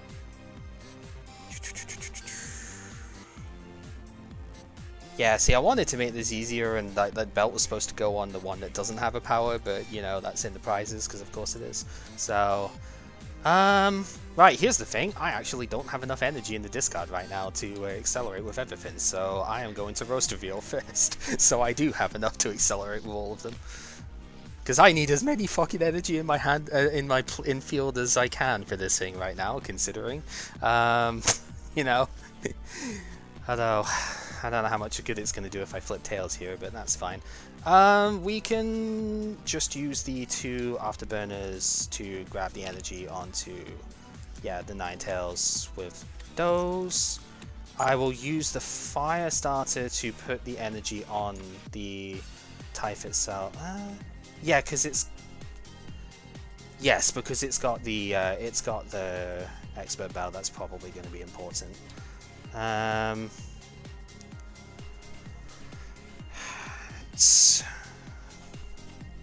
Let's go ahead and also do a manual attach to the Yuxi here as well. Right, yeah, because these were all on last turn.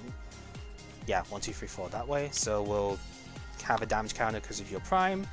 And yeah, we're going to call for power off the 9 tails and hope to God that I don't actually flip tails this time. Malevolent Fire. Fuck me, alright. Well, at least I've got plenty of fuel to go. 2 prizes because it was belted. And yeah, at least I've got plenty of energy to yeah. At least I've got plenty to accelerate from the discard. Yep.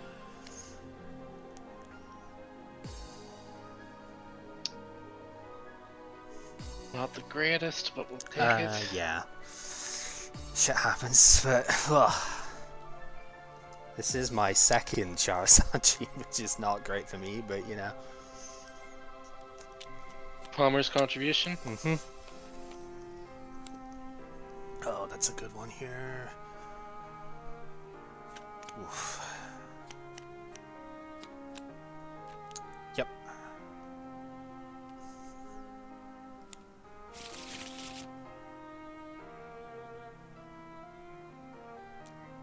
Whoops. That's okay. Back on it goes. Ooh. Yeah, okay. Zenblade? Yeah. Puts this up to 80. That's pretty good. Alright. We will draw. Honestly, the fact that I've managed to keep I don't think it's enough, here, though. the fact that I've managed to keep the powers here is an absolute godsend for me, I will say. Yeah, there's something I can really do. Yeah. I'm still kind of kicking myself for not killing that Mareep on turn 1, but at the same time I wouldn't have had Roast Reveal at hand because I only had 1 fire. So I don't think I could have, which, yeah, really complicates the plays a lot. Roseanne. Oh, that's not a, sorry, that is not the thing. Do have 2 fire. So now I've got to be careful because there's like 5 fires in the discard. So even though I'm getting a lot of them back here, I shouldn't be too cavalier with this. I don't think I can stabilize this thing. That is the idea. So I guess I'm going to manually attach to... No, because you've still got the prime in play, haven't you? Yeah, so I can't manually attach there. Well, we just manually attach to the Ninetales then. Yeah, it's like I really just can't afford to be so brash with it. I can still Firestarter, oh not Firestarter, Yeah, no, Afterburner. you're just gonna Malevolent Fire, I can't Yeah, keep up with this. I was gonna Malevolent again here. Yeah, so the easy route would have been getting this guy into play. And I wasn't getting it. Yikes, yeah. Yep. Yeah, so the easy route would have been getting this Typhlosion into play, because I had Expert Belt, as you saw, that's why it's on this one. I would have built this up over the turn that Vulpix was in the active, and Expert Belted Fire Spin does 140, so I'd have KO'd the Gyarados with that. But I had to go super hard mode into this in the end because I couldn't get that guy because he was in the prizes. At least you can see what this deck is supposed to do, which is good. You haven't started Spiritomb in like any of these games, which obviously is a bit of a potential hindrance for you as well. Not finding the Ampharos was worse. Yeah. Because I had the damage set up to shut you down. Yeah, you did. Like, I still had 2 accelerants, but that isn't nearly good enough when I can't, like, call for power up here, right? So, I had warp points in hand. Actually, I should put this to the side. I'll show you the rest of the hand that I had. Like, I had warp points to get the Zard-G out of the active if it had to come to that. So I think what I would have been looking at there was a fire starter to this type attached to it from hand. I guess I would have to just eat the counter at that. I also didn't find the Manectric, which is also something that just Yeah. bullies your team. Manectric is very mean against the stuff here, this is true. Usually it's into block spread damage stuff, but in your deck, the 1/1 Manectric is there to make sure that everything with a power takes damage and therefore can't use the powers. That is, as you say, also very true. It happens, but yeah. I still Not don't think much the to- deck is underperforming though. No! I think it's fine if a little... Sometimes it can fall too far behind, I've noticed, in, like, basically most games. Like, sometimes you do just fall, like, 2, 3, 4 prizes or something behind. If you fall more than 2 prizes behind, you're probably not coming back with it, unfortunately. But, yeah. So, because I've not actually even shown fully on stream what my deck is supposed to be here, just before we go to yours, you've seen the idea by now. We have a couple of good accelerant Typhlosions now. The new one lets you accelerate to anywhere on the board, so long as you put a damage counter on the Pokemon you accelerate to. The old one can only go to the bench, but it doesn't put a damage counter down. And sometimes Evaporating Heat is pretty respectable. It gets rid of rainbow energies, for example. So even if you did bring up the Prime, I looked at it and I went, this isn't ideal, but 80 damage is enough to 2-shot the Ampharos Prime, even with a belt. And I discard your rainbow energy, so you'd have to commit another attach to it, right? So I was looking at it going, it's not great that I had to put it here, but it also doesn't completely kill me for doing so. So... yeah, and then the other Typhlosion, since we didn't get to see it because it kept getting prized, Fire Spin for 2 fire and a colorless discards any 2 energy, so it can discard DCE and just be a 1 energy discard, and it does 120 damage, which with Expert Belt is 140, and that gets up to non-belted, like everything basically. And even Gyarados with the Expert Belt just dies to that too. This is assuming it's like the same situation there, that you only had 1 damage counter on it, right? Because I wouldn't be able to do it without the belt. So, like, this does 120, the Charizard G does 150, but as you saw, if you flip tails, you gotta discard all the energy on it, which is really sad, but, you know, 150 is one-shot numbers on basically everything in the format, and if you Expert Belt that, it is one-shot numbers on everything in the format, so... that was the idea. You could use the Charizard from Arceus, which is more stable in terms of its output, but also a clunkier deck because you've got to play like a lot more Pokemon and whatnot there. So, yeah, that was the thing. Magmortar level X, so the problem with Magmortar level X, apart from we banned the best Magmortar, is that you can't use Flame Blaster in multiple turns in a row. But yeah, Sniper 100 is really solid. It's also a Stage 1 level X, which is significantly slower than the basic level X that this is, and you shouldn't underestimate Charizard G level X's call for power effect here as well. The fact that I can accelerate to anywhere on my board, and avoid the damage counters on the Charizard G as a result, so I don't shorten my lifespan any more than I have to, and then also just get to draw those energy in, is incredible.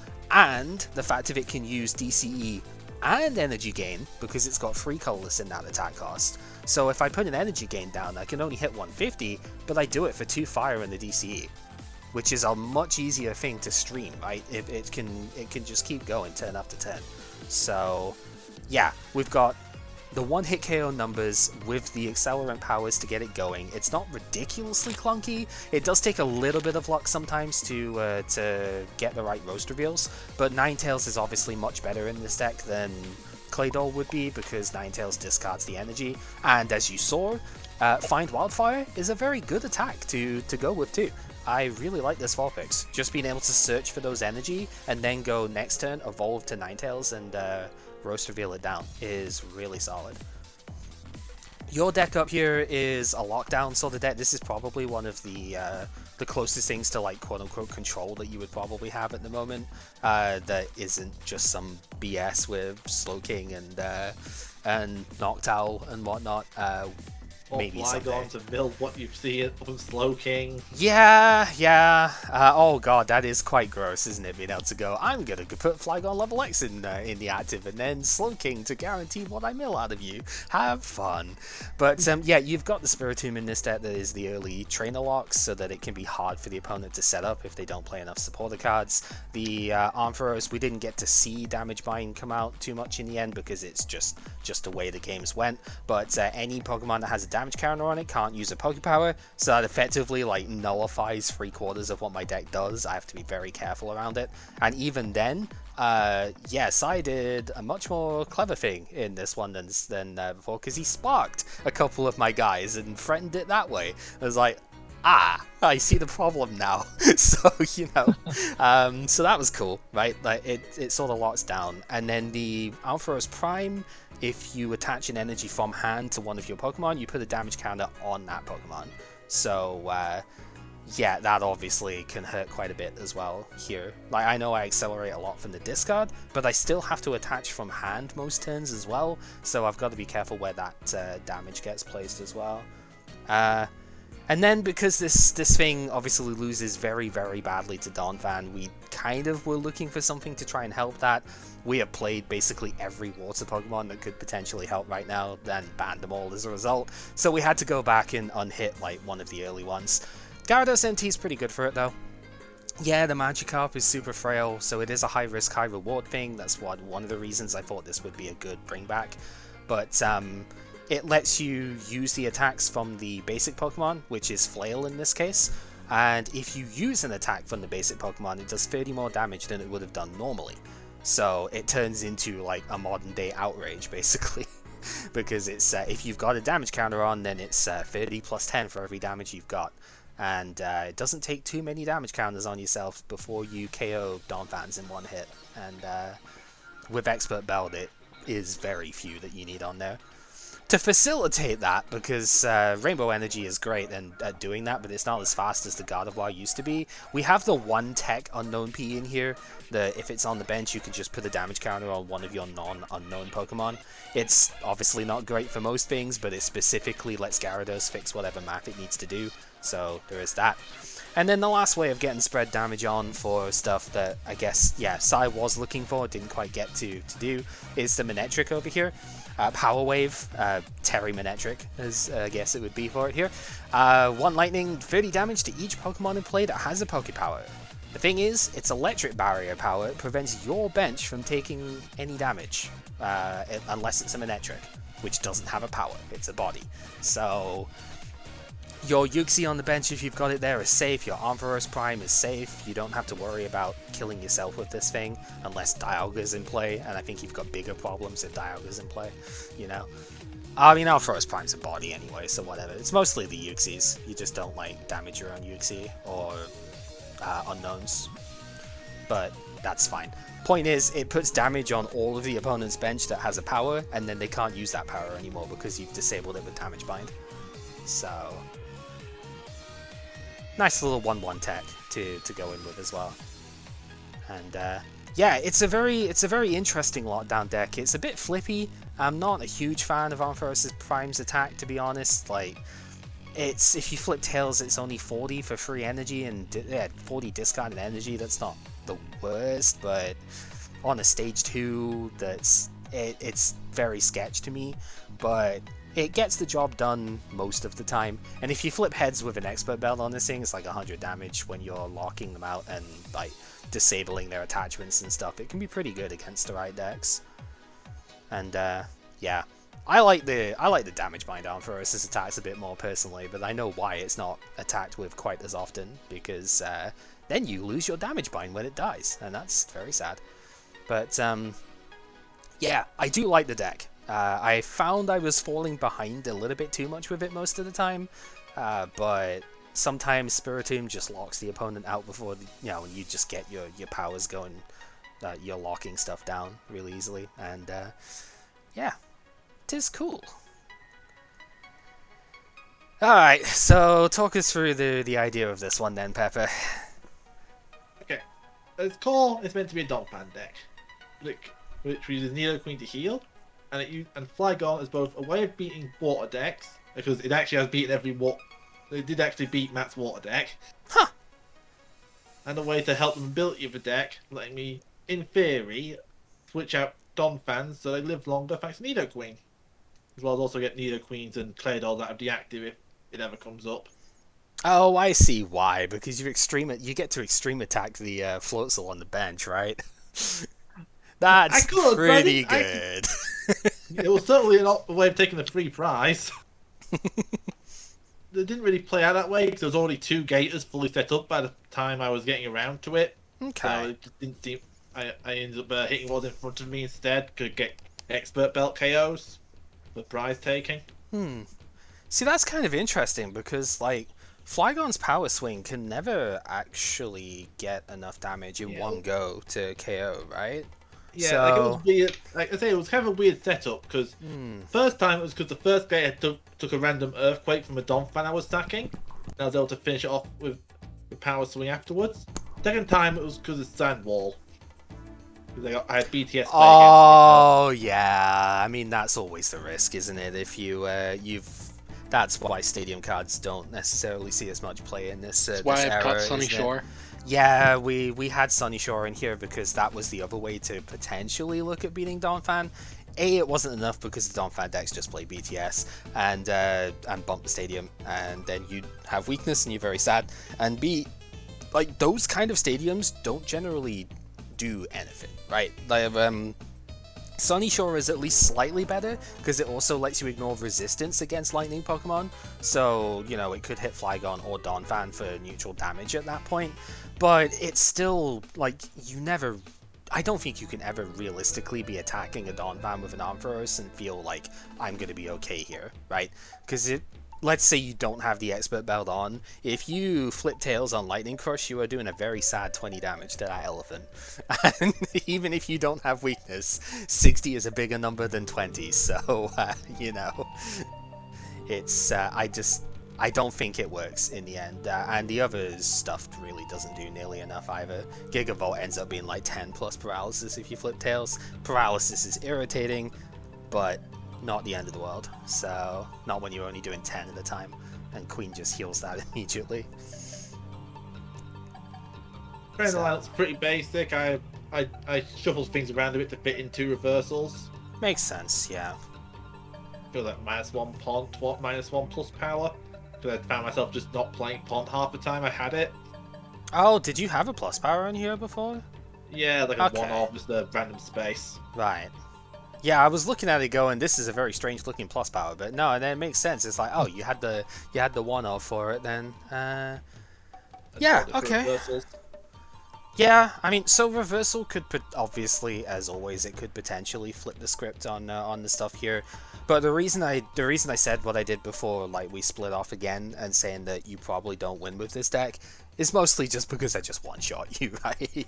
You know, I don't necessarily care. Also, Charizard resists fighting. So I mean, as a base as well, it's not just that's why I like the Charizard G as well. You can both resist the Donphan and kill the Flygon. That makes me very awkward. Yeah, and I don't have to worry necessarily about extreme attack that much because you only put this down when you absolutely have to.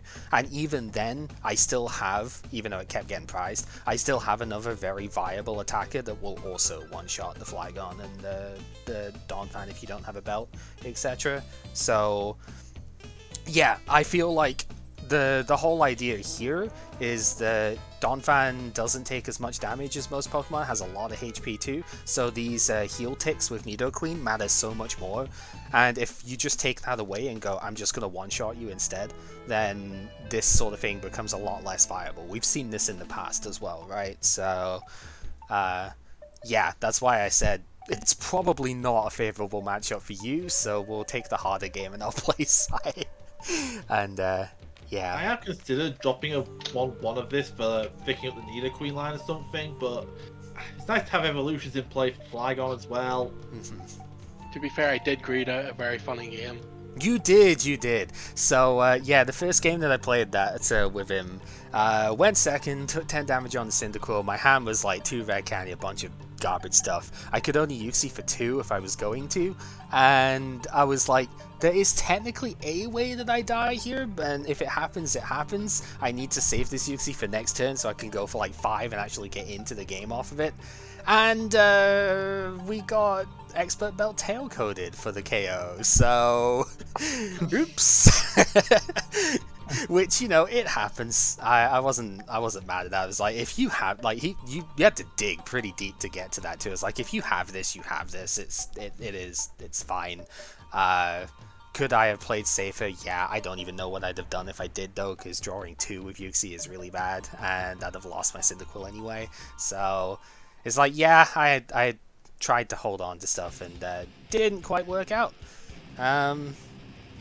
But yeah. The other thing is that even though I only have the 1 memory berry, so I can still threaten the mill win con as well. Yeah, I could see that. When you see your opponent look at themselves when they have a 12, 14 card hand, you know they're scared of being milled. That's fair, yeah. No, but in the end, I think what I liked about, you know, the deck I'd played here is that I felt like I really did have at least some shot against just about everything, with the exception of the Gator that we saw earlier on. But even then, I did find a route to winning that game, so like, I just needed to flip the heads, which we did not, but that is the game, right? It's not reversal this time, it's a Flamejet flip that didn't get it, but hey. Reversal would have been the same situation though, right? If it had been, like, I could have reversal heat winged or something instead, right? It would have been the same type of thing, relying on the coin flip to get it, but yeah. Just play blower again. Or do what I do up here and just go super slim on things so I can fit both. That's probably overkill, but Yeah. Oh, that's annoying. It changes weakness. Yeah, it's not. So, here's the thing though. I still said you basically should win this game just about every time if you have established at least 1 Ampharos before this comes down. Because you know the problem with this one compared to every other accelerant that we've used here? This one accelerates from the hat, which is where your damage comes in. Every energy that gets rain danced onto a Pokemon whilst an Ampharos Prime is in play is 10 damage.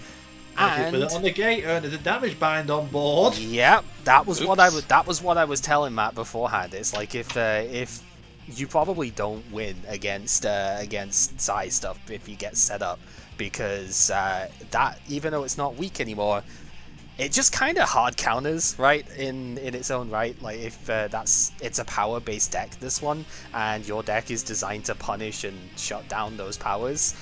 Even Manetric's a bully.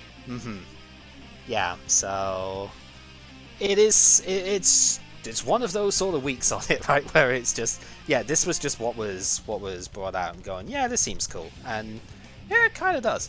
Shoutouts to Gyarados. We saw some action, by the way. Was it good? It ran to Sandwall. Ah. But you could wriggle and still do damage to the bench at that point. That's true. It wouldn't have done much with Nido Queen around, but it would have been funny. I know, but yeah, it would have been. I'll find it hilarious. Yeah, hi. I think that the Nido was a bit of an odd choice in this one. So do I, though it did help Matt. It did help Matt quite a bit if it did go longer, because it would have actually taken the Gator out of the 2-hit KO, like the Sand Wall plus Power Swing KO range. And it would have made things a bit more awkward on my end if that had happened. I'd have had to be hunting stray prizes at that point. Yeah. Or trying to set up a mill win con. It was with Ampharos in mind too, since Khaled brought it up as a, like, important good card. And I was like, yeah, that would really hurt a lot. Maybe I can mitigate that a little bit if I can. I don't think you can out-heal it, is the issue. Kind of depends what you're doing with it, doesn't it? Yeah, I have to play it a little differently and, like, Rain Dance onto something else, then Rain Dance onto Gator, have them hits. and just like spread it out rather than being able to just dump everything at once.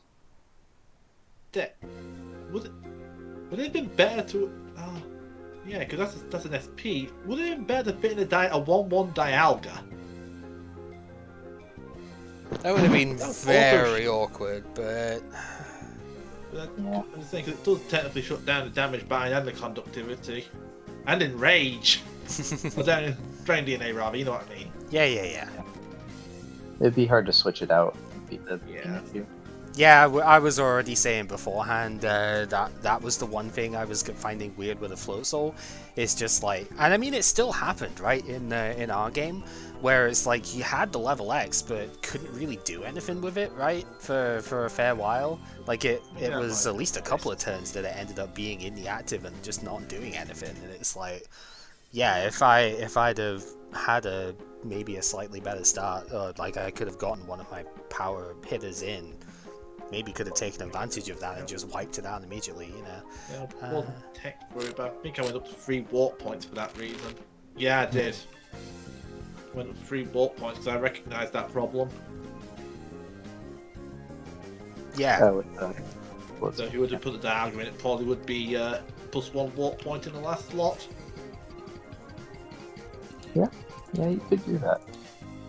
I don't know. I feel like a 1/1 Nidoqueen is not that greedy, and it's good when I don't your think it's guys greedy have at like all, no. 160. No, I don't think it's greedy. I just think it's maybe not the best option. Yeah, I'm just wondering where the synergy is, that's all. Yeah. I just see. I might be thinking from my build, because I put Cyrus's in my build. So Another so thing being SP sorta means is- more. You also don't have a way of attacking with it, Mhm. which is sort of unfortunate because Nidoqueen is also a pretty good attacker in its own right, and ignoring that seems a bit awkward. Well, you have no way of attacking with the Nidoqueen either. Yeah, there's just no way you can attack with a Nido, and it's a bit unfortunate. Yeah, but at the same time, you can't Rain Dance to a Nido, because it's not a water Pokemon, so, like, how are you ever actually going to worry about attacking with that anyway? So, it's a consistency versus text thing here, right? Like, the obvious thing was this came in because one of each of the Gator line came out, right? And that's just it's a consistency versus tech option on it, right? The I consistent guess the thing awkward is... thing is if Nido gets stranded. Yeah, which is why I unfurled the other deck that I would have potentially played today. This would have been a bit of a landslide against your deck though, Sai, so I didn't want to bring it because of that, to be honest. This is probably one of the most aggressive decks I have played in forever. Yeah. This just goes in and doesn't let up for anything. I initially had like Poké Turns, I think, instead of the reversals, but I was just like, nah, because I'm attacking with the Luxray here as well. I'm just gonna keep going for it, and it's just you've got obviously Donphan being the big heavy hitter side of things with it. You've got Luxray and 4 reversals for the gusting stuff, so you don't even necessarily care about hitting what's in the active. You hit what's down on the bench. Couple of expert belts, so Donphan and Luxray can both one-shot the Claydolls and stuff that you're bringing up, and you're mostly putting the damage counters onto the Gyarados so that it can fuel its own Enrage thing and just go, oh, not Enrage, again, did the same thing you did, its own Dragon DNA, and just go, right, I'm gonna go ahead, I'm gonna like build up about 8 damage counters on this thing, and I'm just gonna kill something in one hit with that, so, you know. Yeah, this is, and as you see, 4+ powers and stuff, everything in here as well. The Uxie engine going hard on that too. It's the only thing I guess it would be missing in that aspect is Unknown Q, just to get the Uxie level X out a bit easier. But everything's one energy attacking for the most part anyway. I do have an energy game for the Luxray if it has to be, so it's just like, yeah, it doesn't really matter that much. This deck just does not care about your feelings because, you know, yeah, so if I wasn't playing fire, I just liked the fire stuff so much this thing, and I worked quite hard on that deck, so it did what I wanted it to do, and I'm glad I got to show it off in the end, even if the matchups were awkward. But yeah, if I wasn't playing that, I'd be playing this, because yeah, it's insane. And I would have turbo banned Donphan, but you know, it's already going anyway, right? So I just wanted to show like this after we unhit the, we were initially like immediately thinking about this as well, right, Pepper? Because it was like we asked I was searching up the waters that are in format just to see what could take what would be a splashable answer. Either this or the Octillery, and the Octillery did not actually answer Donphan very well. So the Octillery is garbage. No, but like as soon as we said, yeah, this should probably be available again because it helps a lot in this format. It was almost like the Kingdra situation again, right? But this time with a stupid elephant instead of a stupid seahorse.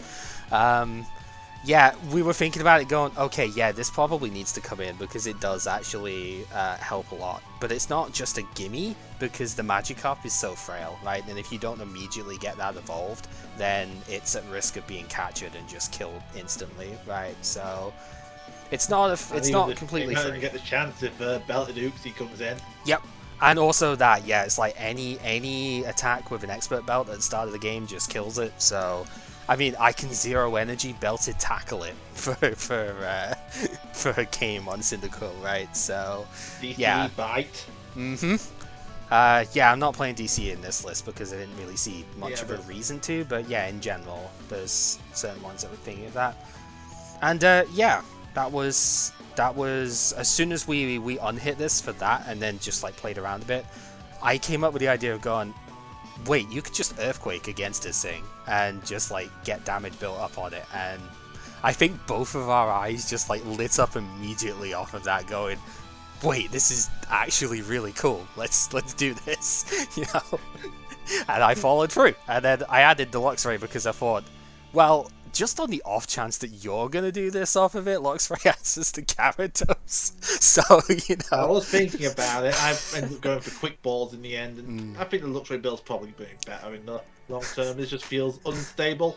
The mirror match would be absolutely legendary between this lot though, because it's a rock paper scissors. Gyarados beats Donphan, which beats Luxray, which beats Gyarados. So, you know, would be genius.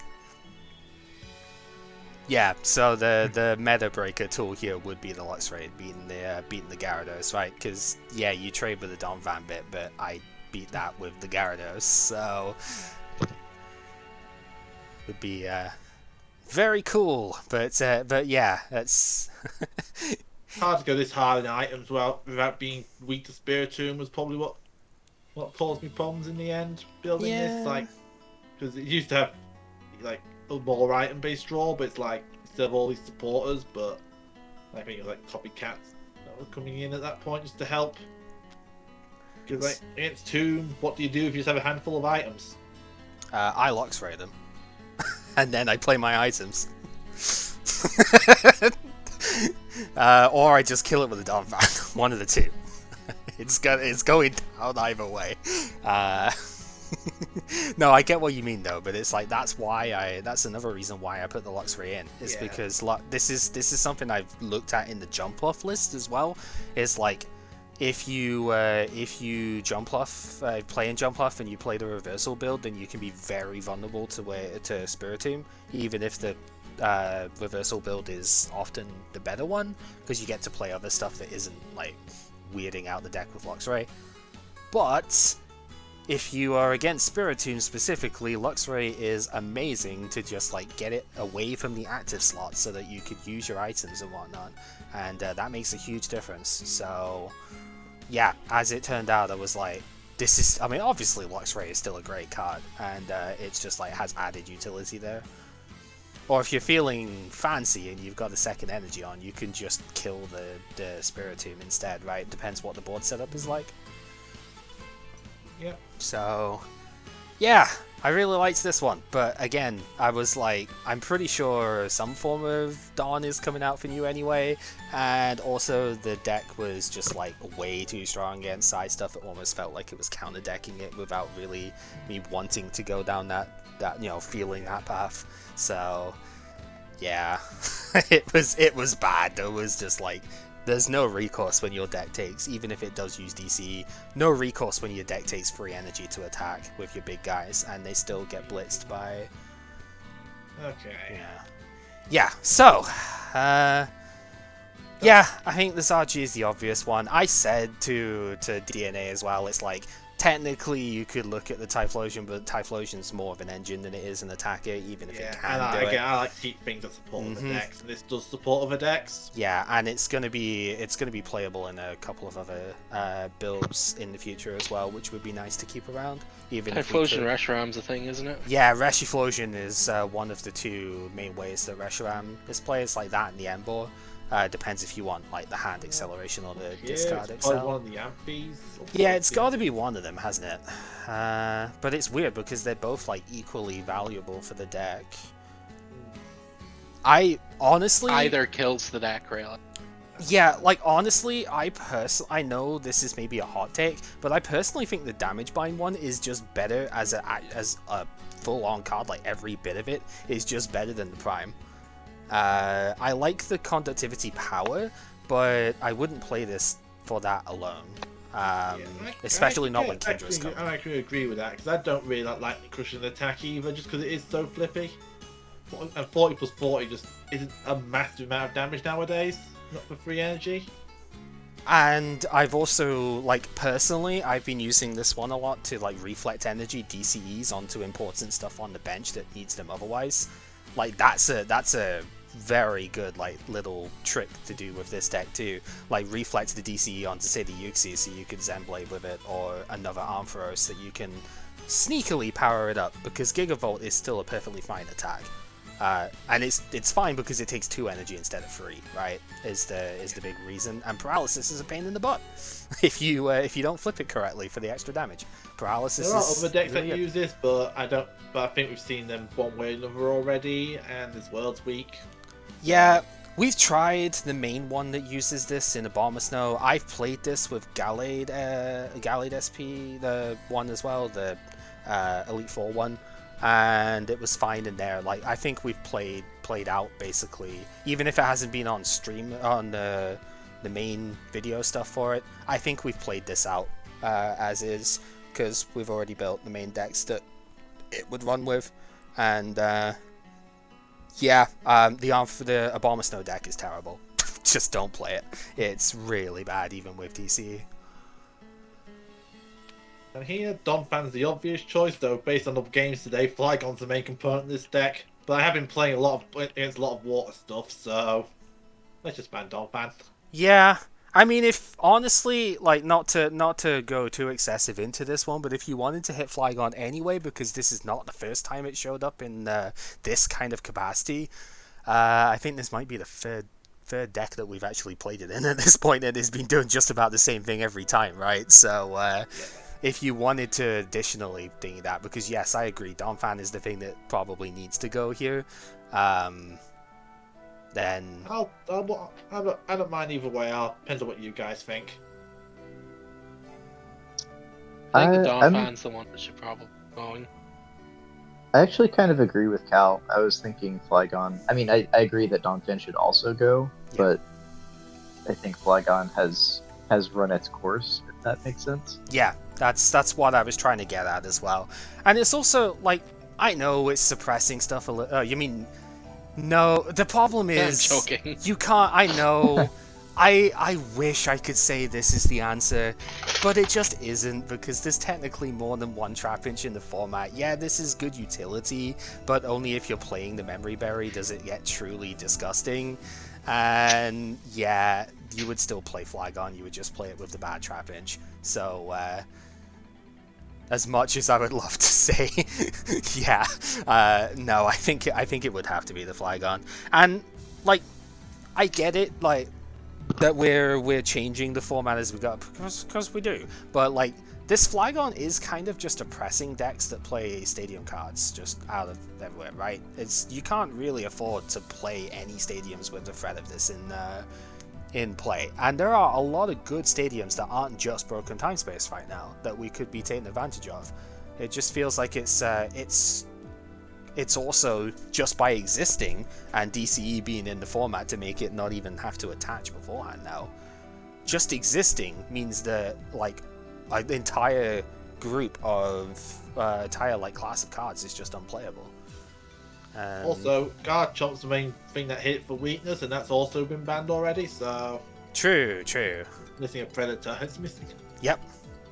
And if you try and get clever and play Garchomp SV, then I'll bring out Arceus and just Sky Spirit to death, right?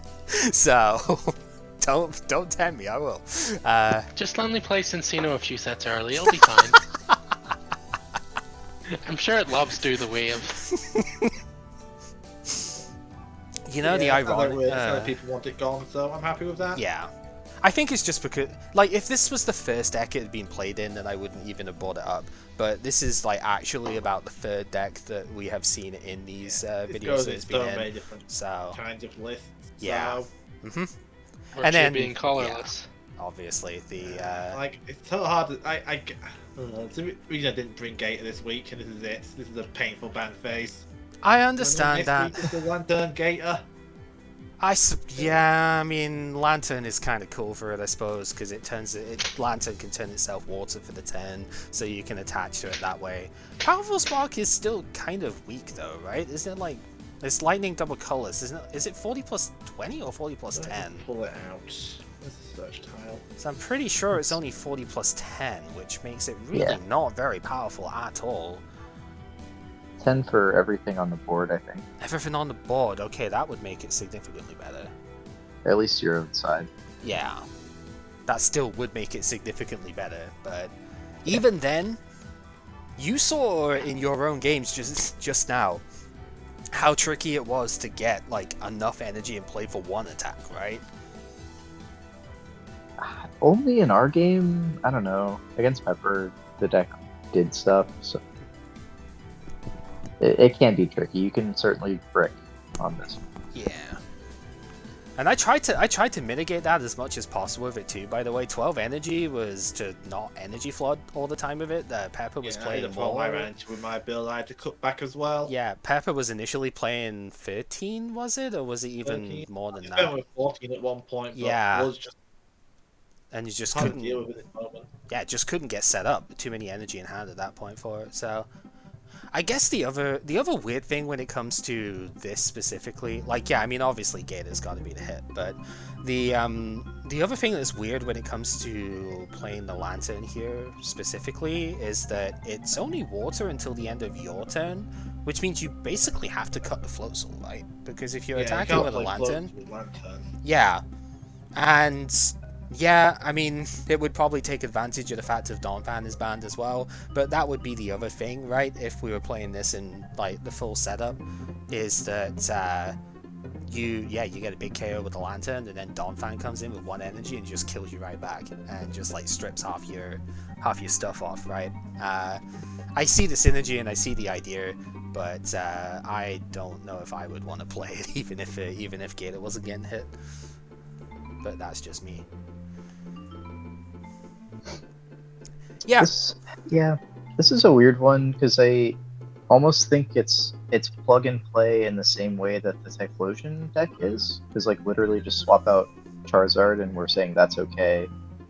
But here, it's almost like the same thing. I understand that like Gator's a better attacker. And there's...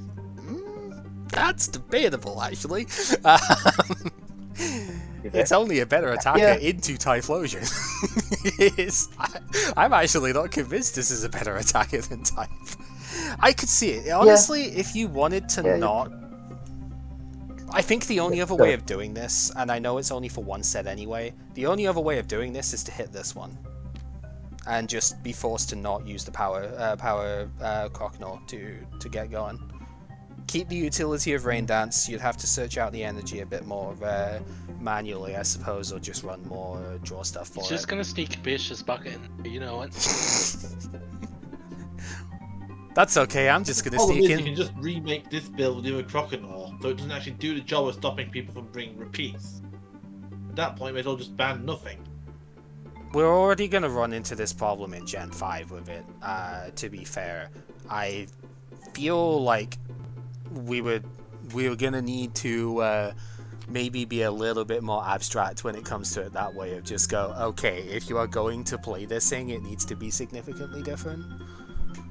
if you're going to do it Right. that way, because like I don't know what else you'd want to say with it, because yeah, I agree that you could technically just run the same thing back with it, but I think we would have to. I think it's going to have to start going in a little bit more of a good faith argument if we're going to say that way, because The other way is this. I mean, We're saying the floatzel, that the lantern won't run floatzel anyway. okay, And we so probably where's that won't run the search tile? Palkia regardless. Where's that search tile? It's up the top still. Yeah. Okay. Oh, did you like lock this in place or something? I didn't lock it, but I can unlock it. I can't move it. That's why I'm like, huh. No. Okay. Okay. Yeah, I couldn't move it, so I was like, what? Right. So, oh, we probably don't need strip, but it doesn't matter because I'm gonna spell it right anyway. Trying to be in time. Well, I mean, actually, this wouldn't that technically like cut out stuff like Kyogre EX and whatnot if I do it that way? So technically, it searches less cards. You can use strict if you want to search. Yeah, strict will just find the exact name. Yeah. Alright. Here's one we didn't ban, because we banned a Lantern out of my deck instead of that when I played the 2. Yeah, because that was another thing I was considering as the spread option with Gator. Yeah, This. I will admit, I actually thought we had banned this one, otherwise I probably would have suggested that over the Palkia. But if you hit the Palkia plus the Floatzel, well, you don't really need to worry about getting your keeping your energy as much anymore, right? So Yeah, because you'd run this in Fisherman. yeah, so you just this ends up being very, very similar as well, but probably less clunky because you're now not trying to set up a level X as well. So yeah, take this as you will. If you're wanting to do it that way, I think we might have to just, if we're not willing to ban the Prime, and I can understand why because of the similarity to type. If we're not willing to hit that, I think we're just gonna have to have some sort of good faith agreement on this one that we're not gonna bring this exact same idea again, and take this as a preamble of what a lot of Gen 5 is likely to be to have happen. Yeah, I think I'll ask the question that is being implied here. Is it unfun if someone brings another Gator deck? Is there another Gator deck that is different enough that it wouldn't be a repeat Gator deck? And ditto for Typhlosion. So, is it fun if somebody else brings the Gator deck? I mean, the energy rain stuff isn't something we've had in quite a while, and I don't think that's necessarily that bad. Is there a different enough deck? Yeah, the Lantern you would qualify as a different one. Is it good is another question, but different is definitely there because the Lantern is all about amassing energy on your entire board. You're not even attacking. I wouldn't mind Kyogre Lantern showing up. Partially because it shows the Lantern, partially because I'm not actually that bored about facing things twice. When things get spammed week after week, that's a problem for me. Yeah, and also in that deck, the Gator is basically not attacking because Hydro Crunch is just not good enough when you consider your entire theory is using Powerful Spark, right? So, like, a Powerful Spark with just Lantern's own energy cost on it is stronger than the initial 4 energy hit on Gator.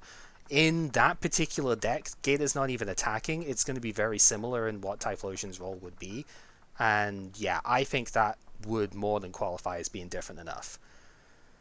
If you want to make the same argument on Typh, yeah, there are, like, we mentioned the other Charizard. I'll bring the, can I bring the deck out? Have we got enough, like, space that? Should we delete some of these first? I'll put them into, I'll group some up. Because I did consider bringing the other version of this as well. That's like, it's less focused on the Typhlosion. It's more on the actual Charizard. Because the Charizard itself is actually really good. It's just, I personally thought this deck was a bit more clunky because it's using 2 different stage 2s. Even if the type is like non-mandatory, you still find a lot of fire energy in the discard here. So this is complete. I would honestly think this is completely different and also the same at the same time. It's weird. This Charizard doesn't do the whole like base 150. It can hit 150, but it can't hit 170 like the Charizard G can. You've just got to have like your full bench is all fire Pokemon. So no Uxie. But Burning Tail, if you have Expert Belt and a full bench, is 150. And even then, just like Fire Wing even. I keep calling it Flame Tail for some reason. Fire Wing for 1 energy can do like 80 or 100 if you've got the belt on. For very efficient numbers. That's why you don't even necessarily have to play the Typhlosion in here. Just like, I mean, you're accelerating energy anyway, why would you not, right? And yeah, this I would consider a very different deck, because this is using like a stage 2 attacker and then Typhlosion on the side, rather than, you know, Typhlosion is the fuel that you have to use in order to play the G, right? Magmortar has been thrown out here. Somebody in the chat mentioned Magmortar level X actually earlier on, which is technically still in format, and that would be probably a different thing too, because the Magmortar level X does sniping with its discard and whatnot. So you could definitely say that's a different idea, because I don't do sniping in my own deck at all. And then there's the legend card stuff as well, yeah. This card's going to be played in like stuff that isn't Typhlosion, by the way. This thing is insane. Yeah, I heard it's pretty good, yeah. I just bring out other fire decks, other fire cards that you could throw with Typh. But yeah. Typh would probably still want to run this for anti-water coverage. It's the best it's going to get. Mm-hmm. Also, I mean, you've got to be very careful with it in your own thing, unless you play like Manectric as well, I suppose. Because if you Thunderfall is the main reason this card's still play. Detonation Spin is efficient, don't get me wrong, but Thunderfall is the reason. Because all of those Uxies and Claydolls and shit that we've been putting down on the bench just get obliterated by this thing in one hit. But it also does that to you, so it's not that, it's not like immediately everything, you know, like is cake with this, right? You've got to put some planning into it, but it's insanely powerful how many prizes that can take. Yeah. And yeah, Typh can technically accelerate the first part of that if you want. You just got to make sure that you are very well equipped on your bench for stuff that way. But yeah, I think honestly, I will say now I will probably, unless I find something really good in Fire that I want to go back into again, I personally am probably going to be shelving Typh until Black and White when Reshiram comes out, because that's the one I'm most looking forward to for it. But it's possible. There's plenty of other decks that... There's lots of Fire stuff we haven't played, actually. Infernape, if you want to do a different thing to this, the Infernape from Majestic Dawn, I think it is still available and still pretty good. Roast Reveal also synergizes pretty well with Infernape level X, right? Get 8 fires in the discard over a few turns, and put them in for 150. That's pretty good, you know? Yeah. So, yeah. I guess what I'm getting at is that, yeah, I think there's enough different type decks if you wanted to play one that would work. And likewise, I think there's at least a couple of different Gator decks that you could build that that would work as well. So if you want to keep this and just say effectively good faith that we're not going to play this this exact sort of style again, yeah, Gator then, basic box. Yeah, then I'm okay with that as well. Because I agree. I can. Go ahead. I was just gonna say this is a preamble for Gen 5 as well, because there's a lot of cards that are both engine and attacker, or like utility and attacker, that you can't just simply limit one that'll be out in that, and we're gonna have to do, I think, something similar there. So it's good to have this conversation now and actually you know, consider this sort of problem, and I think this is a good solution for it, so I'm okay with that. My, I guess, final thought on it is I'm honestly fine banning or not banning the accelerating guys. The only, I guess, concern I have is if you want to see weird and wacky stuff, I think banning those helps that happen. I think essentially what I'm gonna say is that I think anytime that a new partner that comes out for Gator or Type comes out, that deck probably is one of the best decks available, and you're likely to keep seeing those guys pop up every once in a while when a new card replaces whatever previous attacker came out.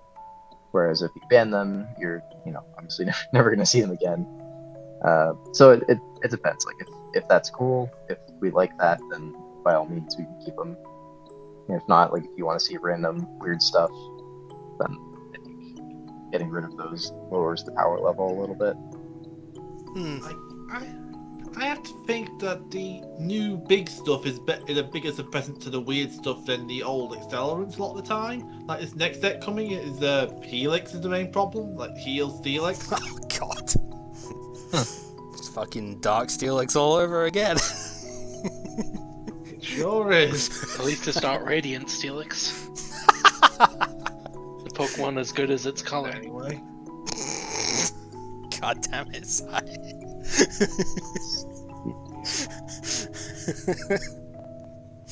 Yeah, I'd like to actually quickly move on to something else because it's Worlds Week next week and also New Set Week. So we're gonna have to talk about scheduling a bit here.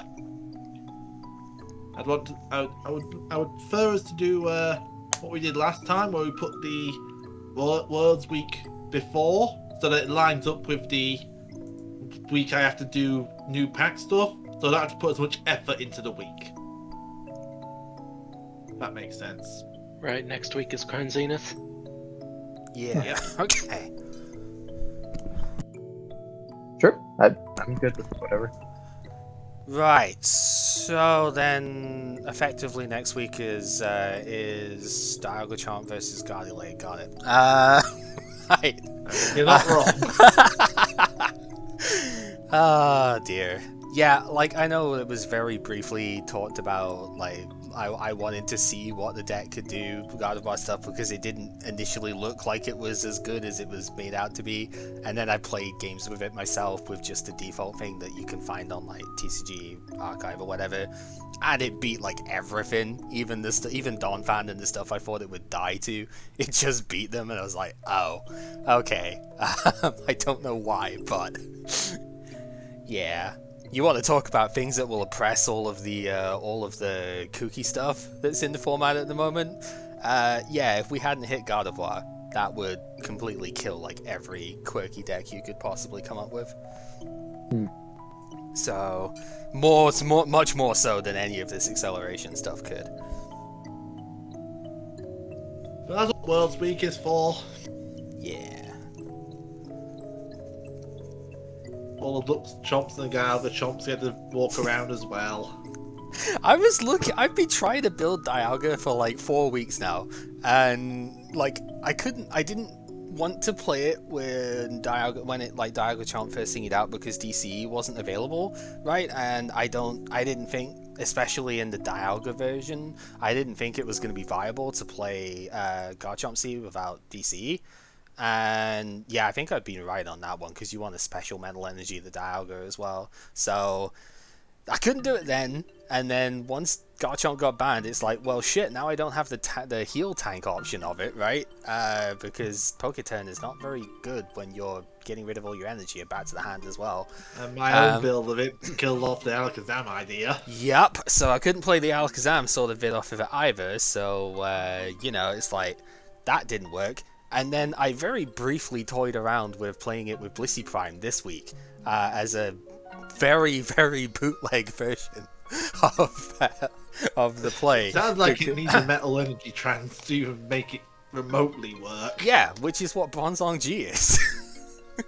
So, and you heal the Bronzong G so you could do it again. So, that was the idea, but it just like... it wasn't gonna happen. I'm just like, I know this card is insane, but we've banned the one partner that it has, so I can't do it. It's been one of those goddamn moments. This shuts off almost like every annoying thing in the format right now, and yeah, doesn't matter because you can't play it without Garchomp. It's depressing, but it is what it is. Probably for the best, actually, because Deafen is a stupid attack. So, Whatever. Right, so we okay with the way this is thingied up then? Yeah. Yep. I'm probably gonna go for food then. Yeah. Well, thank you very much for playing, and yeah, this was good. Even if my thing did get bullied because, you know, poor matchups, doesn't matter. It was still good. I still had ways of winning the games if stuff lined up very slightly better, and that's all that matters. So, Also I forgot to mention, I should have one of those Scarlet and Violet preview collections arriving at some point in the week. right, okay. So it's Koraidon EX, oversized card, and the 3 starters. Huh, neat. Bunch of packs in there too. Right. Well, we'll have to explore that as we go. I'll probably be doing it at the same time as Karn Zenith. Yeah. All right. Next week we've got to see the bracer come out. I did it in midweek testing with Ho-Oh Legend, but next week we've got to see the bracer happen. It's gonna be a fun time. So yeah, thanks again for playing, and until next time, I suppose. Take care, everyone. Bye.